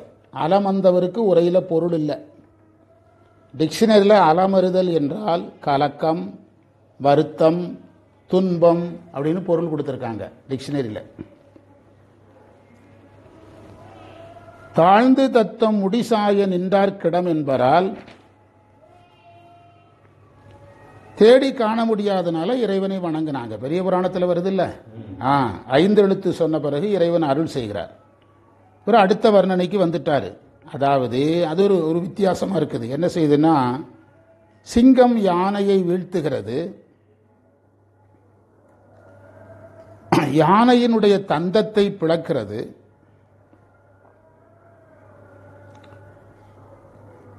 அந்த தந்தத்துக்குள் இருக்கிற குருத்து போன்ற பகுதியை சாப்பிடும் பழக்கம் சிங்கத்துக்கு உண்டு. தந்தத்துக்குள்ள ஒரு மென்மையான சதை பகுதி இருக்கும். அசைவம் சாப்பிட்றவங்க பார்த்தீங்கன்னா தெரியும், எலும்பு சாப்பிடும்போது அசைவம் சாப்பிட்றவங்க செய்கிறது நீங்கள் பார்த்துருப்பீங்க. அதுபோல் ஒரு குருத்து பகுதி இருக்கும். அந்த குருத்து பகுதியை சாப்பிட்றதுக்காக எதை பிளக்குது? தந்தத்தை பிளந்து சாப்பிடுகிறது. அப்போது தந்தத்திலிருந்து முத்துக்கள் உதிர்கிறது என்று சொல்றார்.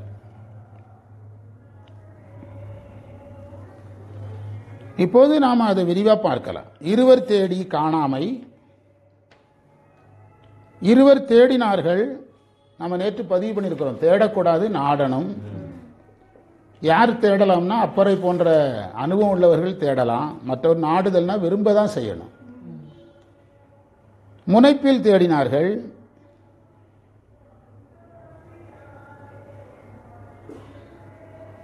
இயலாது என்றபோது 5 எழுத்து சொல்லி இறைவன் அருளை பெற்றார்கள்.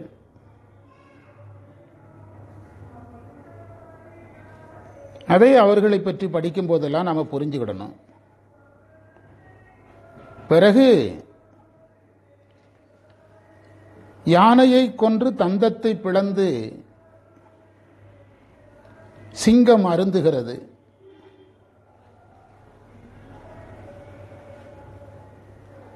யானையை கொன்று தந்தத்தை பிளந்து சிங்கம் அருந்துகிறது. அதில் என்ன குறிப்புன்னா, யானையை கொன்றதுங்கிறத கூட நம்ம ஆணவ மலத்தை கொன்று இதுபோல பொருள் எடுக்கலாம். ஆனால் ஒரு நுட்பம் இருக்குது. என்னதுன்னா, முத்துக்களை யாரும் அனுபவிக்கலாங்க. புரியுதா உங்களுக்கு? எது அனுபவிக்கப்படலை? முத்துக்கள் சிந்துகிறது. புரியுதா? ஏன்னா அதில் ஒரு நுட்பம் இருக்குது. என்னதுன்னா, சிங்கத்தினுடைய நோக்கம் எதை அடைதல் அல்ல, முத்துக்களை அடைகிறதல்ல. தந்தத்துக்குள்ள ஒரு குருத்து மாதிரி இருக்கும். யானையை கொண்டு அது தந்தத்தை பிளந்து அதுக்கு ஒரு குருத்து இருக்குது, அதை சாப்பிடுது. அதில் தான் யானைக்கு நோக்கம் இருக்குதே தவிர எதில் இல்லை, முத்துக்களை சாப்பிடுவதில் நோக்கம் இல்லை. இங்கே நாம் என்ன எடுத்துக்கிடணும்னா, எந்த மந்திரத்தில், 7வது மந்திரத்தில் எடுத்த மாதிரி எடுக்கணும். அதாவது அந்த அழிகின்ற பொருளில் இருக்கிற நாட்டம் அழியாத பொருளில் இல்லை என்பது தான் அங்கே குறிப்பு. அதில் சிங்கம் வந்திருக்கலாம், யானை வந்திருக்கலாம், என்ன வந்தாலும் விஷயம் விளைவு தான். வெறும் நம்ம ஓவராக பொருத்தக்கூடாது, ஏன்னா அதுக்கு பிரமாணம் கிடைக்காது. அழிகின்ற பொருளில் இருக்கிற நாட்டம் எதில் இல்லை? மூல பண்டாரம் வழங்குகின்றான் வந்து முந்துமினேன்னு மாணிக்கவாசகர் சொல்ல வேண்டியது இருக்குதுன்னா, அப்போ எவனும் முந்தலன் தானே அர்த்தம். சார், அவர் நிற்பார் நிற்க நில்லா உலகில் நில்லோம் இனி நாம் செல்வோமேன்னு மாணிக்கவாசகர் புறப்படும் போது ஒருத்தரும் பெருசாக கூட போகலை. மாணிக்கவாசகர் கூட யாருமே புறப்படலை. அதனால தான் போவோம் காலம் வந்தது கான், போவோம்னு கூப்பிடுறாரு. வந்திருந்தா என்ன செய்ய மாட்டார்? கூப்பிட்டுருக்க மாட்டார்ல. அப்போ என்ன விஷயம்னா, இந்த இதில் சொல்லுவாங்க, வைணவத்தில் சொல்லுவாங்க, அந்த கேரளாவில் இந்த பெருமாள் கோயில் இருக்குதுல்ல, நாராயணியம்னு ஒரு நூல் இருக்குது. நாராயணி பட்டரா யாரோ ஒருத்தர் எழுதின நூல் தான் நாராயணியம்னு ஒரு நூல் இருக்குது. அங்கே அந்த அவரை அழைக்கிறதுக்கு பெருமாள் வர்றாரு. அவரை அழைச்சிட்டு போகிறதுக்கு நம்ம இதில் யாரை அழைக்க வந்த மாதிரி, சேரமான அழைக்க வந்தவங்க வர்றாங்க. சுந்தரரை அழைக்க வந்த மாதிரி வர்றாங்க. இப்படி வரும்போது அவர் சம்மதித்து போறாரு. அவருடைய மனைவி அழைக்கும் போது மறுக்குது. அவருடைய மனைவி அழைக்கும் போது மறுக்கிறது. வேலைக்காரி சம்மதிச்சு கூட போயிருது பெருமாள் அருளை பெறுவதற்கு அப்படின்னு வரலாறு கேரளாவில் இருக்கு. நாராயணியத்தை முறையாக நான் குருக்கிட்ட பாடம் கேட்டிருக்கிறேன், பாடுறதுக்கும் பழகியிருக்கிறேன். நாராயணியங்கிற நூல், நாராயணியம் அப்படின்னு ஒரு நூல் இருக்குது. மகாபாரத அந்த பாகவத கதை முழுவதையும் அதில் சொல்லி முடிச்சிருவார் அவர். நம்பூதிரின்னு ஒருத்தருடைய பேர் வரும், நாராயண நம்பூரியா அது ஒரு பேர். அதெல்லாம் தொடர்பில் நம்ம வெளியே வந்துட்டோம். அந்த கேரள வரலாற்றில் ஒரு வரலாறு இருக்குது. அந்த ஞானியை அழைக்கிறதுக்கு பெருமாள் வர்றாரு. வரும்போது குடும்பத்தோட வான்னு சொல்லும்போது யார் மறுக்கிறா? ஆனால் வேலைக்காரி சம்மதித்து பெருமாள் அழைப்பை ஏற்றுக்கொண்டு கிளம்பிடுது. மனைவி வாய்ப்பை மிஸ் பண்ணுது, வேலைக்காரி யூஸ் பண்ணிடுது. புரியுதா? அதனால் சில உயிர்களுக்கு அழிகிற பொருள் பெருசாக தெரியும், சில உயிர்களுக்கு அழியாத பொருள் பெருசாக தெரியும். இதில் என்ன சொல்லப்பட்டிருக்கிறதுனா, அழியாத பொருளை உயிர்கள் அலட்சியப்படுத்துகிறதுங்கிறது தான் செய்தி. அழியாத பொருளை உயிர்கள் அலட்சியப்படுத்துகிறதுங்கிறது தான் செய்தி. ஆமாம், சரி. இப்போது நாம் இப்போ இந்த பாடத்தை படிக்கிறோம். இந்த பாடத்தை படிக்க வேண்டியவங்க இந்த தெருவில் வேறு யாரும் இல்லையா? காலனியில் நிறைய பேர் இருக்காங்க. எத்தனை பேர் உங்களுக்கு நான் பேர் சொல்ல விரும்பலை. ஏன் அவங்கள வர வைக்க முடியலன்னா, அந்த உயிர் அந்த உயிருக்கு இறைவன் இவ்வளவுதானே எழுதிட்டார், ஒன்றும் பண்ண முடியாது. ரெண்டாவது, அந்த உயிர் இதனாலேயே நம்ம இறைவனை அடைஞ்சிடலாம். ஞானத்தால் தான் வீடு, ஞானத்தால் தான் வீடுன்னு நம்ம சொன்னாலும் அது நம்புறதுக்கு அந்த உயிர் தயாராக இல்லை. நான் தான் திரும்ப திரும்ப சொல்கிறேன், பெட்டி கடை தான் வைக்கிறதுன்னு முடிவு பண்ணிட்டான்னு நீங்கள் அவனை டிபார்ட்மெண்ட் ஸ்டோர் எப்படி வைக்க முடியும்? நீங்கள் அவனை தொந்தரவு பண்ணிங்கன்னா உங்கள் கடை பெட்டி கடை ஆயிரும். நீங்கள் அவனை தொந்தரவு பண்ணி அவன் கடை திறக்கிற டைமுக்கு நீங்கள் கடை திறக்க, அவன் சரக்கு வாங்குற நேரத்துக்கு நீங்கள் சரக்கு வாங்கன்னு ஆரம்பிச்சிங்கன்னா நீங்கள் யாராயிருவீங்க? பெட்டி கடையாக மாறிடும். அதான் எங்கள் ஆசிரியர் அடிக்கடி சொல்லுவார், கிணத்துல விழுந்தவனை காப்பாற்றுறது பெருசு இல்லைப்பா, நமக்கு பாதுகாப்பு பார்த்துக்கிட்டேன்னு செய்யணும். அவர் சொல்லுவார், தெரியாமல் கிணத்துல விழுறவனை காப்பாற்றலாம், தெரிஞ்சு விழுறவனை காப்பாற்றினா உன்னையும் சேர்த்து இழுத்துருவான் பார். கிணத்துக்குள்ளே விழுந்தவங்க நம்ம காப்பாற்ற போன உடனே உடனே நம்மளை கட்டி பிடிப்பாங்க. நீங்கள் என்ன செய்ய முடியாது, ஒன்றும் பண்ண முடியாது. புரியுதா? அதனால தான் டிஸ்டன்ஸில் இருந்து முடிய பிடிச்சி தூக்குற மாதிரி தான் நீங்கள் ஒரு மாணவருக்கு உதவணும். கிணத்துல விழுந்தவனை காப்பாற்ற வேகமாக போனீங்கன்னா உங்களை கட்டி பிடிக்கிற மாதிரி நீங்கள் வேகமாக போனீங்கன்னா உங்களையும் சேர்த்து முங்கடிச்சிருவாங்க. அவங்களுடைய அந்த ஆன்மாவின் குறை யாரை தாக்கிறோம்? நம்மளை தாக்கிறோம். ஆசிரியர் வேலை நம்ம நினைக்கிற மாதிரிலாம் கிடையாது, ரொம்ப கவனமாக கையாளப்படும். அவர் சொல்லுவார், 9வது படிக்கும்போது சொல்லி தந்திருக்கார் பாருங்க எங்கள் வாத்தியார். அதாவது தெரிஞ்சு கிணத்துல விழுறவனை காப்பாற்ற என்னது போகக்கூடாது, தெரியாமல் விழுறவனை காப்பாற்றலாம். கிணத்துல விழுந்துறவனை காப்பாற்றும் போது முதல்ல யார் பாதுகாப்பை பார்த்துக்கிடணும். அதனால தான் டிஸ்டன்ஸ்லேருந்து முடிய மட்டும்தான் பிடிப்பாங்க. ஆமாம், அவன் முதல்ல விழும்போதே ப்ராஜெக்டோட விழணும். புரியுதா? ஆமாம், அதைத்தான் இதில் சொன்னார். அழகான பதிவல்ல. முத்து விழுது, அதை எடுக்க தெரில, எதை எடுக்குது? அதை அழிகின்ற பொருளை சாப்பிட்றதுல இருக்குது. உடலை வளர்க்கிற பொருளில் கவனம் இருக்குது. இதுதான் இந்த பதிவு ஒரு வித்தியாசமான பதிவு. ஞானசம்பந்தர் உடன்பாட்டு செய்திகளையும் சொல்லி என்ன செய்தியும் வரும், எதிர்மறையானவைகளும் உலகத்தில் நடக்கும், அதையும் பதிவு செய்கிறார். எதிர்மறையானவைகளும் உலகத்தில் நடக்கும், அதையும் பதிவு செய்கிறார். 10வது மந்திரத்துக்கான பொருள் எழுதுங்க. அதாவது துவர்ப்பு உடைய காய்களை உண்பவர்கள்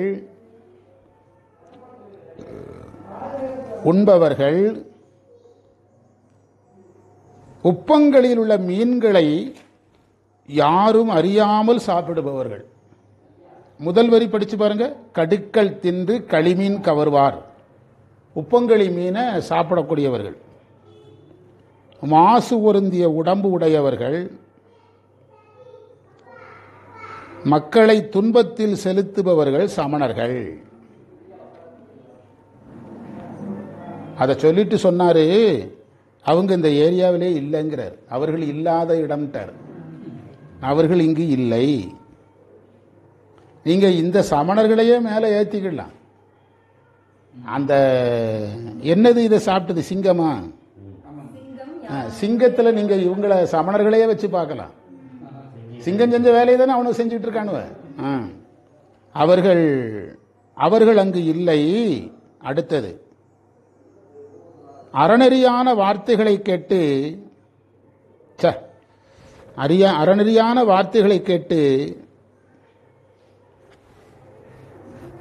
கேட்டு அல்லது கேட்டு உய்கின்ற அடியார்களின் வினையை நீக்கும் இறைவன் இங்கு இருக்கிறார்.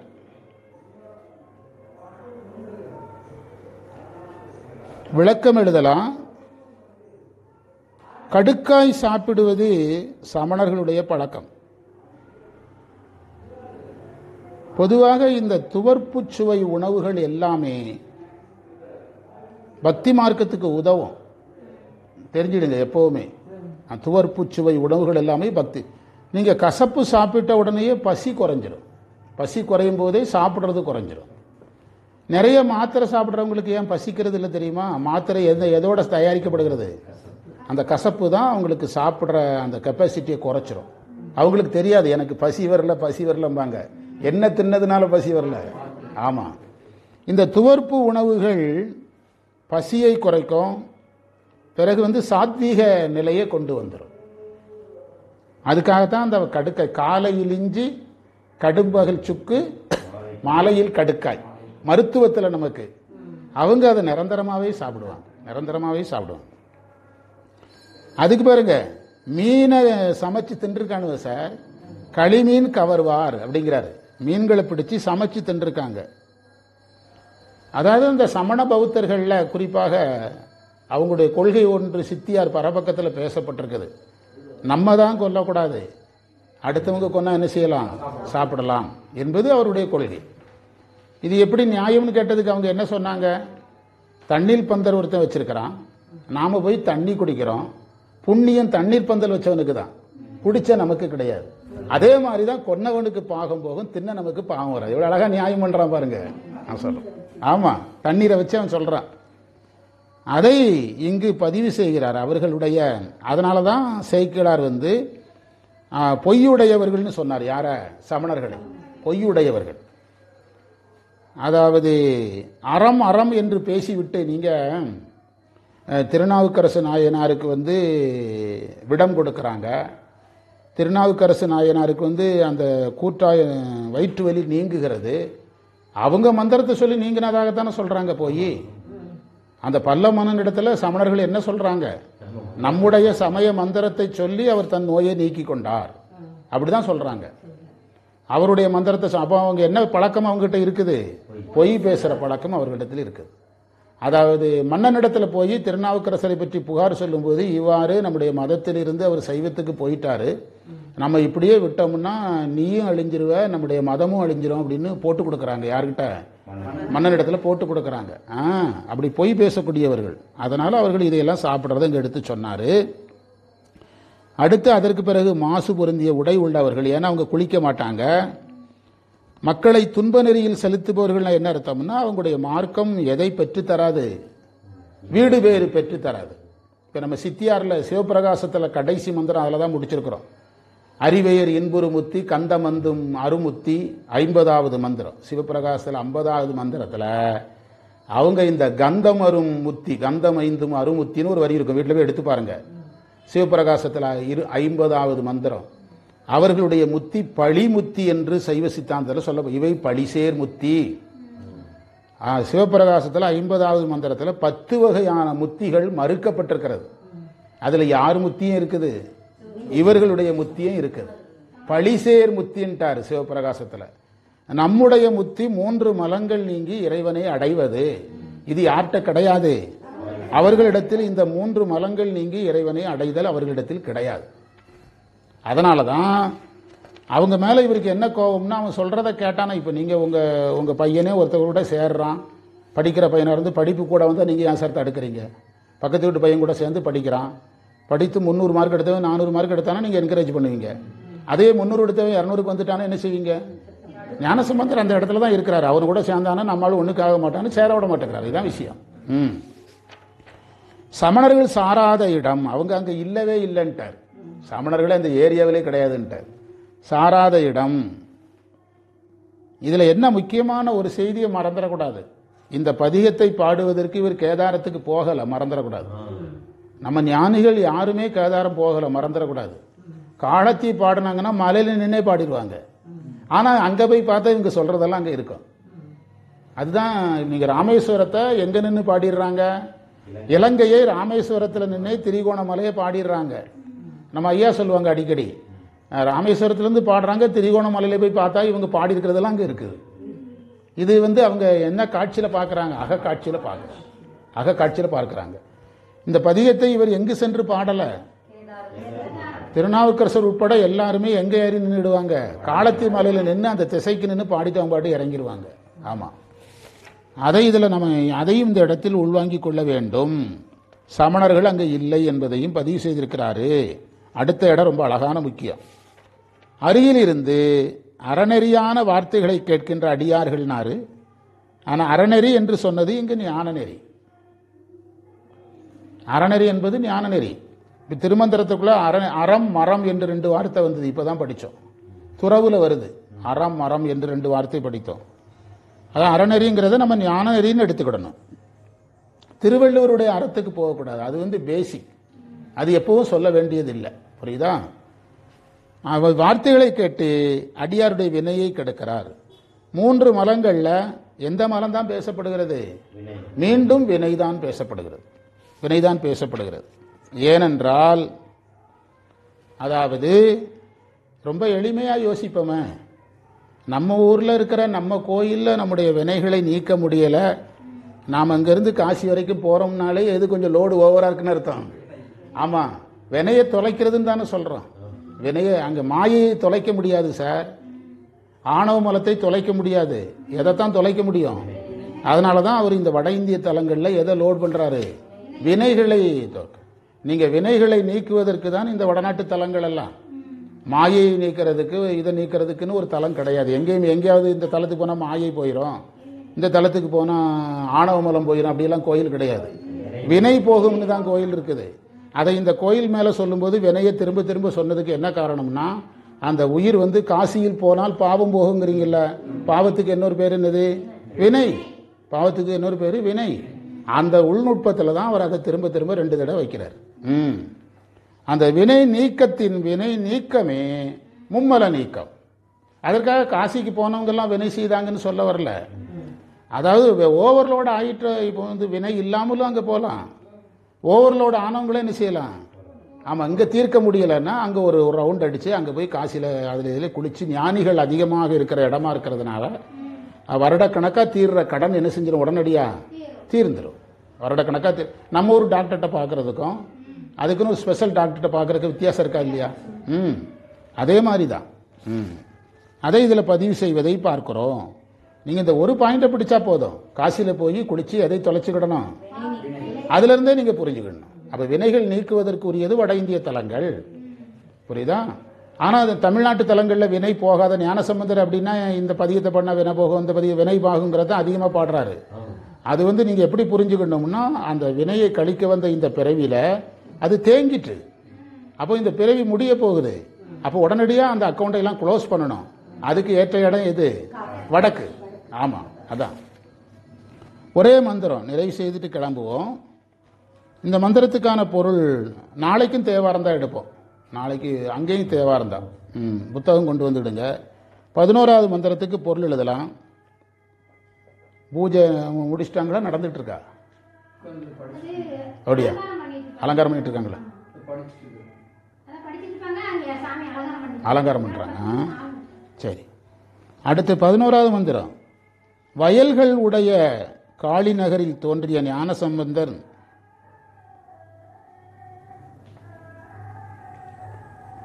அருவிகள் உடைய இமையோர்கள் தங்குகின்ற கேதாரத்து இறைவன் மீது, இப்போ திருக்கேதாரம் 6 மாதம் பூட்டி வைப்பாங்களே, அது என்ன கோயில்? அதே கோயில் தான். இந்த திருக்கேதாரம் கோயிலை 6 மாசத்துக்கு பூட்டிடுவாங்க. எந்த பூஜையும் கிடையாது.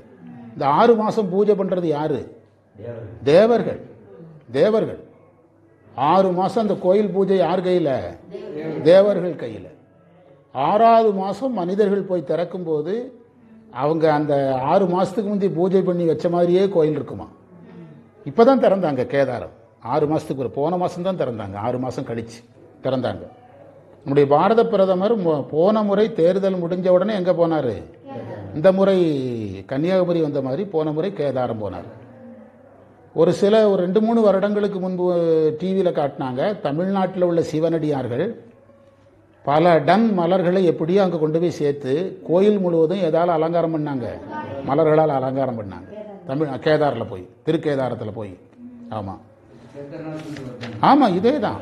ஆமாம், நீங்கள் அந்த யாத்திரைக்கு, கேதார் யாத்திரைங்கிறது நம்ம நினைக்கிற மாதிரி தமிழ்நாட்டு யாத்திரையில் வந்து சரியை கிரியை ஓங்கி இருக்கும், அங்கே யோகம் ஞானம் ஓங்கி நிற்கும்.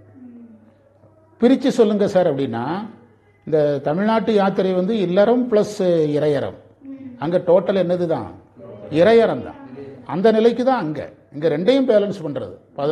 28 நாள் வீடு 2 நாள் கோயிலுங்கிறவங்களுக்கு நம்ம ஃபார்முலா கரெக்டு. ஏன்னா நம்ம நாயன்மார்களும் அப்படி என்ன செஞ்சுருக்கிறாங்க, வாழ்ந்து காட்டியிருக்கிறாங்க. அங்கே அப்படி இல்லை. துறவிகள், ஞானிகள், பற்றற்றவர்கள், சாமியார்கள், இந்த மாதிரி தான். அவங்க குளிக்கிறது கூட நேரம் இல்லாமல் அவங்க பாட்டுக்கு போயிட்டே இருப்பாங்க. புரியுதா? அதுதான் அவங்களுடைய யாத்திரை முறை. அதனால தான் தேவர்களை அவர் திரும்ப திரும்ப சொல்கிறார். அந்த கோயில் 6 மாத பூஜை யார் கையில்? தேவர்கள் தான் பூஜை பண்ணுவாங்க, மனிதர் பூஜை கிடையாது. 6 மாதத்துக்கு ஒரு குறிப்பிட்ட 6 மாதம் முடிஞ்சோடனே பூட்டை பூட்டிட்டு கிளம்பிடுவாங்க. கிளைமேட்டில் அங்கே இருக்க முடியாது. நம்ம கிளைமேட்டு தான் காரணம். பனி ஓவரானோன்னா பூட்டிடுவாங்க. அப்போது அதைத்தான் இதில் பதிவு செய்கிறாரு. இமையோர்கள் உறைவதுமாகிய கேதாரம். ஆனால் ஒரு இடத்துல கூட தேவர்கள் இருக்கிறாங்கன்னு தான் சொன்னார். இந்த ஞானம் பெற்றவங்க, பூ பறிக்கிறவங்க ஒரு வேலையும் செய்கிறது கிடையாது. தேவர்கள் பூ பறிச்சாங்கன்னோ, யோகம் பண்ணாங்கன்னோ, தியானம் பண்ணாங்கன்னோ எந்த குறிப்பும் கிடையாது. தேவர்கள் இருந்தார்கள், அவ்வளவுதான், இருந்தார்கள்.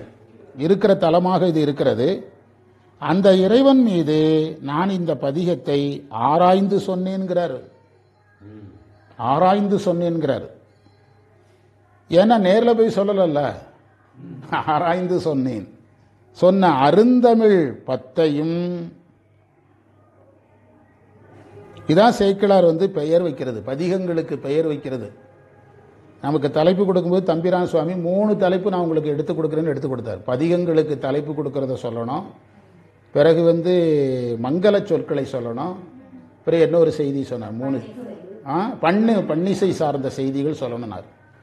பிறகு தலைப்பெல்லாம் யாரே விரிச்சுக்கிட்டா, நம்மளே விரித்துக்கணும். நல்ல அழகான தலைப்புகளாக விரிச்சுக்கிட்டோம், ஈஸியான தலைப்பாக விரிச்சுக்கிட்டோம். இதில் வருது பாருங்க, அந்த அருந்தமிழ் பத்தையும் இசையோடு பாடி வழிபட வல்லவர். ரொம்ப முக்கியம். இசைங்கிறது அங்கே இருக்கிற ஒரு இலக்கணம். பாடுதல் தான் சாதனம். இசை என்ன கிடையாது, சாதனம் கிடையாது. பாடுறதோட நிறுத்தக்கூடாது, வழிபடணும். இதை செய்கிறவன் தான் வல்லவன்ட்டான், வல்லவன் சொல்லிட்டாரு. இதை செய்பவன் தான் வல்லவன். இசை வருவதனாலேயே நீங்கள் வந்து சிவ வழிபாடு செய்து விட்டதாக ஆகிவிடாது. அவர் அந்த உணர்வோடு என்ன செஞ்சிருக்கணும், அதை பாடியிருக்கணும். அந்த உணர்வோடு அதை பாடியிருக்கணும்.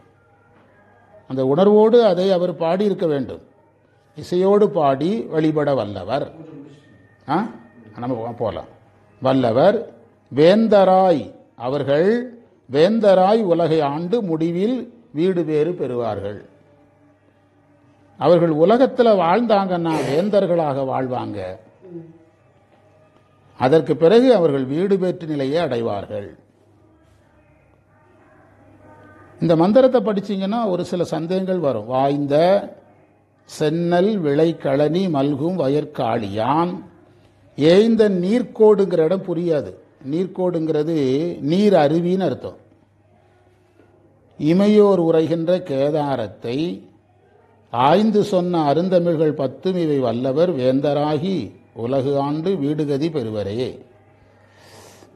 அதில் நாம் வந்து ஞானசம்பந்தர் தன்னுடைய தலத்தை வயல்களை வைத்து சொன்னார். வயல்களை வைத்து சொன்னார். வயல்களுக்கு நம்ம விளக்கம் ஏற்கனவே கொடுத்துருக்கிறோம். கேதாரத்தை சொல்லும்போது அருவியை வச்சு சொல்றார். அதுலேயே நம்ம பிரிச்சது வந்துட்டு பாருங்க. வயல் சாதனத்தில் வரும், அருவி சத்தினிபாதத்தில் வரும். அதாவது சத்தினிபாதம் பெறுற ஸ்டேஜில் தான் எங்கே இருக்கணும், அங்கே கிளம்பிடணும். ஆமாம். அதனால தான் நம்முடைய முன்னோர்கள் வந்து அந்த காசிக்கு போகிறதுக்கு ஒரு வயசு வச்சுருந்தாங்க. வயதில் மாற்றம் இருக்கக்கூடாது. ஆனால் இன்றைக்கு என்ன வேறுபாடுனா, அன்றைக்கு போனால் திரும்பி வர்றதுக்கு கேரண்டி கிடையாது. இப்போ நீங்கள் ஐயப்பன் மலைக்கு போகும்போது அவங்க எடுத்துகிட்டு போகிறது எதை குறிக்குது? பழைய மரபுப்படி பார்த்தால் எதை குறிக்குதுன்னா அவங்க திரும்பி வர்றது கேரண்டி இல்லைங்கிறது தான். இஸ்லாமியர்களுக்கும் அதே தான். இஸ்லாமியர்களும் போகும்போது ஒரு இதை முடிச்சு செய்து கொண்டு போவாங்க. அந்த முடிச்சு என்ன சொல்ல வருதுன்னா திரும்பி வருதில் என்ன இல்லை, உறுதி இல்லை என்பது தான் கேரண்டி. ஐயப்பன் இதுக்கு அந்த அரிசியெல்லாம் எடுத்து போடுறாங்கல்ல, அது அந்த குறிப்பு தான், அந்த குறிப்பு தான். ஒருவேளை அப்படி ஏதாவது நடந்தால் அந்த சடங்குகளெல்லாம் உனக்கு முடிச்சாச்சு, அதான் அர்த்தம். அந்த காலத்தில் சின்ன பசங்களுக்கெல்லாம் மாலை போட மாட்டாங்க, அந்த குறிப்பிட்ட வயசில் தான் போடுவாங்க. அதே தான் இதுவும் புரியுதா. அந்த காலத்தில் புறப்படும் போது அவங்க திரும்பி வந்தால் தான் உண்டு. திருவையாறில் ஒரு வரலாறு வருது இல்லை, ஒரு சிவாச்சாரியார் வர தாமதமாகிறது, சிவனே சிவாச்சாரியார் வர்றாரு. அப்போ அந்த முக்கியத்துவம் புரிஞ்சுதுன்னா அதை எப்படி அணுகணுங்கிறது நமக்கு புரிய ஆரம்பிக்கும். நமக்கு வடநாட்டு தலமும் தமிழ்நாட்டு தலமும் ஒன்றா தெரியுது, அங்கே தான் ஆக்சிடென்ட் நடக்குதுங்கிறேனா. ஏன் நம்ம திருநாவுக்கரசர் எப்போ புறப்பட்டாரு? போயிட்டு வந்த பிறகு சில பதிகங்கள் தான். அதுக்கு ஒரு தமிழ்நாட்டில் வீடு பெற்று நிலைக்கு போயிடுறாரு. வயது முதிர்ச்சியில் தான் எங்கே கிளம்புறாரு? காசி கிளம்புறாரு. காரைக்கால் அம்மையார் எப்போ கிளம்புறாங்க? அவருடைய நிறைவில் தான். அப்படி லிஸ்ட் எடுத்தீங்கன்னா நிறைவில் தான் வரும். ஆனால் நம்ம இதில் எப்படின்னா பிளேன் டிக்கெட் கிடச்சிதுன்னா விமானம் ஏறிறான் நம்ம ஆடு. அது வந்து என்னதுன்னா அவங்களுக்கு இதில் என்ன பின்னால் பெரியவங்க என்ன வச்சுருக்காங்கங்கிறது என்ன செய்யலை, தெரியலை. பின்னால் இதுக்கு பின்னால் பெரியவங்க எதை வச்சுருக்கிறாங்க, ஏன் இப்படி வச்சாங்கங்கிறது அவங்களுக்கு தெரியலை. அதான் காரணம். அதுதான் இதில் காரணம் தெரியாமல் இருக்கிறதை நாம் பார்க்கிறோம். அதை சொன்னார், அருவியே சொன்னார். நம்ம அவர் ஊருக்கு வயலை சொல்லிட்டு, அவர் ஊர் வயல் எல்லாருக்கும் பொருந்தும் சார், கேதாரம் அருவி எல்லாருக்கும் என்ன செய்யாது, சும்மா நீங்கள் போய் குளிச்சாலே பொருந்தாது. ஆமாம், பொருந்தாது. கேதாரத்தை ஆய்ந்து சொன்ன அருந்தமிழ்னார். ஆய்ந்து சொன்னு ஏன் சொன்னார்னா, அந்த தலம் யோகத்திற்கு ஞானத்திற்குரிய தலம், அதனால் அது ஆய்ந்து சொல்லப்பட்டது. சரி, ஆய்ந்து ஞான சம்பந்தரே இந்த தலத்தை நான் ஆராய்ச்சி பண்ணி தான் பாடுறேன்னா நம்ம அந்த தலத்தை எப்படி பார்க்கணும்? என்ன சொல்றீங்க? எவ்வளோ ஆராய்ச்சி பண்ணி பார்க்கணும். அருந்தமிழ்கள்ங்கிறதுனால தான் ஏதோ ஞான சம்பந்தர் நமக்கு காட்டினது விளவாவது பார்த்தோம். இனி தேவார பாடசாலையில் இன்னும் நம்மளால் என்ன செய்ய முடியும், விரிக்க முடியும். நான் இதை அவசரமாக எடுத்ததுக்கு காரணம் உங்கள்கிட்ட முதல்ல சொல்லிட்டேன். இப்போ இன்னைக்கு இங்கே எடுத்துகிட்டு நாளைக்கு ஒரு பதிகம் எடுத்துகிட்டு ஊருக்கு போகிறேன்னா வந்தேன்னா வேகமாக நடத்திடுவேன். இப்போ இல்லைன்னா அங்கேயே நடத்திக்கிடும், ஒன்றும் பிரச்சனை இல்லை, டைம் வேஸ்ட் ஆகாமல் பார்த்துக்கலாம். இந்த 10ம் இசைவல்லார். இந்த 10 பாடல்கள் இசையில் வல்லவர்கள். இசை வல்லாருங்கிறது ரொம்ப முக்கியம். அதாவது இந்த தேவார பன்னிசையில் ரொம்ப முக்கியம் இசை மட்டுமே கிடையாது. இசை மட்டுமே கிடையாது. ஒரு நம்ம ஊர்லேயே தேவாரத்தில் தேர்ச்சி பெற்ற ஒருத்தர் சமீபத்தில் என்கிட்ட பேசுகிறாங்க. அவங்க என்ன சொல்கிறாங்கன்னா, சொல் புரியணும், முதல்ல எது புரியணும்? ஓதுவார்கள் பார்த்தீங்கன்னா அந்த ஒவ்வொரு வார்த்தையும் உடைக்கிறாங்க பார்த்தீங்களா, அந்த வார்த்தைகளை உடைக்கணும். ரன்னிங்கில் விட்டுறக்கூடாது, சொற்களை எதில் விட்டுறக்கூடாது. ஆமாம், 2 தவறு தேவாரம் பாடுதலில் வந்துடக்கூடாதுன்னு ஒரு சீனியர் சமீபத்தில் என்கிட்ட பேசினாங்க ஒரு வாரத்துக்குள்ள. அந்த 2 தவறு என்னதுன்னா, சொற்கள் பிரிக்கப்பட்டு பாடணும், இன்னொன்று பன்னிசைக்குள்ள எந்த சங்கீதம் கலந்துடக்கூடாது, வேறு சங்கீதங்கள் கலந்துடக்கூடாது, அதில் கவனமாக இருக்கணும். இது இப்போ நமக்கு தெரிஞ்ச குறை இந்த 2 தான். ஏன்னா நம்ம பன்னிசை பாடல் அடுத்தவங்க சொல்லி தெரியுது. ஓதுவார்கள்ட்ட கேட்டிங்கன்னா இதை மாதிரி நிறைய குறைகள் என்ன செய்வாங்க, நிறைய சொல்லுவாங்க. அதான் வல்லவர்னார். அதனால தான் வல்லவர் என்று சொன்னார். அவங்க நீங்கள் வல்லவர்களாக இருந்தால் வேந்தராகி உலகை ஆண்டு. ஏன் வேந்தராகி உலகை ஆண்டுன்னு சொன்னார் தெரியுமா? அபிராமி பட்டரும் இதை மாதிரி நிறைய சொல்கிறாரு. என்ன காரணம்னா, நமக்கு தெரிஞ்ச அளவில் மண்ணுலகத்தில் பெரிய போஸ்ட் எது? மன்னன் தான். நீ கடைசி போஸ்ட்டுக்கு வந்துட்டா உங்களுக்கு எது மேலே பற்று போயிடும். ஆமாம், நீங்கள் மன்னன் ஆவாய் பற்று வரும்னு அர்த்தம் இல்லை, அரசனே ஆயிடுவான்னா என்ன போயிடும்? நிறைய ஞானிகள் யாராகி துறக்கிறார்கள், அங்கே போனீங்கன்னா புரிஞ்சிடும். நம்மால் தப்பாக நினச்சிக்கிட்டா ராஜாவா ஒரு 500 வருஷம் இருந்துட்டு, அப்படி இல்லை. ராஜா ஆவா என்பது ராஜா ஆக மாட்டாயின்னு அர்த்தம், புரியுதா? ராஜா ஆவானா என்ன அர்த்தம்னா, மன்னர் ஆகிற ஸ்டேஜ் வந்தோடனே நமக்கு வேண்டான்னு ஒரு இது வந்துடும். ஜோதி பாசுன்னு ஒரு கம்யூனிஸ்ட் தலைவர் இருந்தார், அவரே முதலமைச்சராக இருந்துட்டு அவரே வேண்டான்ட்டு போயிட்டார். பல 5 வருஷமா இவ்வளோ 5 தடவை இருந்தார். ஆமாம், 28 வருஷம் இருந்தார், நீ விட்டுருங்கப்பான்ட்டு போயிட்டார். அப்படி இந்த உயிர் வந்து உலகத்தை என்ன செஞ்சிடும்? அது எப்படி மன்னராகவும் இருந்து வீடும் பெற முடியும்? 2ம் எப்படி நடக்கும்? ஒன்று இருட்டு, ஒன்று வெளிச்சம். ஞானசம்பந்தர் அந்த மீனிங்கில் சொல்லலை. மன்னர் ஆகுவேன்னா எண்டுக்கு நீ இப்போ எண்ட் பாயிண்ட்டுக்கு போயிடுவ, என் பாயிண்ட்டுக்கு போனோடனே அது மேலே நமக்கு ஒரு சலிப்பு என்ன செஞ்சிடும், வந்துடும், நீ கிளம்பிடுவேன்னு அர்த்தம். அதைத்தான் அதில் சொன்னார். ரெண்டும் ஒரே நேரத்தில் நீங்கள் மன்னர் மேலே உங்களுக்கு பற்றிருந்துன்னா கிளம்புறதுக்கு 500 யுகம் ஆகும். விடவே மாட்டான் நம்ம ஆளு. இங்கிலாந்து அரசு எத்தனை வருஷம் இருந்தாங்க? 72 வருஷம். கணவர் நடக்க முடியாமல் ஆனவர் தான் அரசர் ஆனார். அவர் உட்கார்ந்த பிறகு அவரும் பேஷண்ட் ஆகிட்டார். புரியுதா? அதனால் இந்த மன்னர் ஆகுதல்ங்கிறத நீங்கள் இங்கிலாந்து குடும்பத்தில் வச்சு பார்த்துக்கிடுங்க. அதையெல்லாம் ஞானசம்பந்தருடைய இதில் நாம் புரிந்து கொள்வோம் என்று சொல்லி நிறைவு செய்வோம். பிழைத்தவை பொறுக்கையெல்லாம் பெரியவர் கடமை போற்றி இன்று நமக்கு கிடைத்த அனைத்து சிறப்புகளையும் நம்முடைய குருநாதர் சம்பந்தர் சரணாலடிகள் திருவடிகளில் எண்ணமலர்களாக சமர்ப்பித்து எதியமை பணிகொடும் ஆறுதி கேட்போம். எம்பெருமான் பள்ளி எழுந்தருளா என்று நாளை பணி நோக்கி செல்வோம். சிவாய நம சிவாய நம.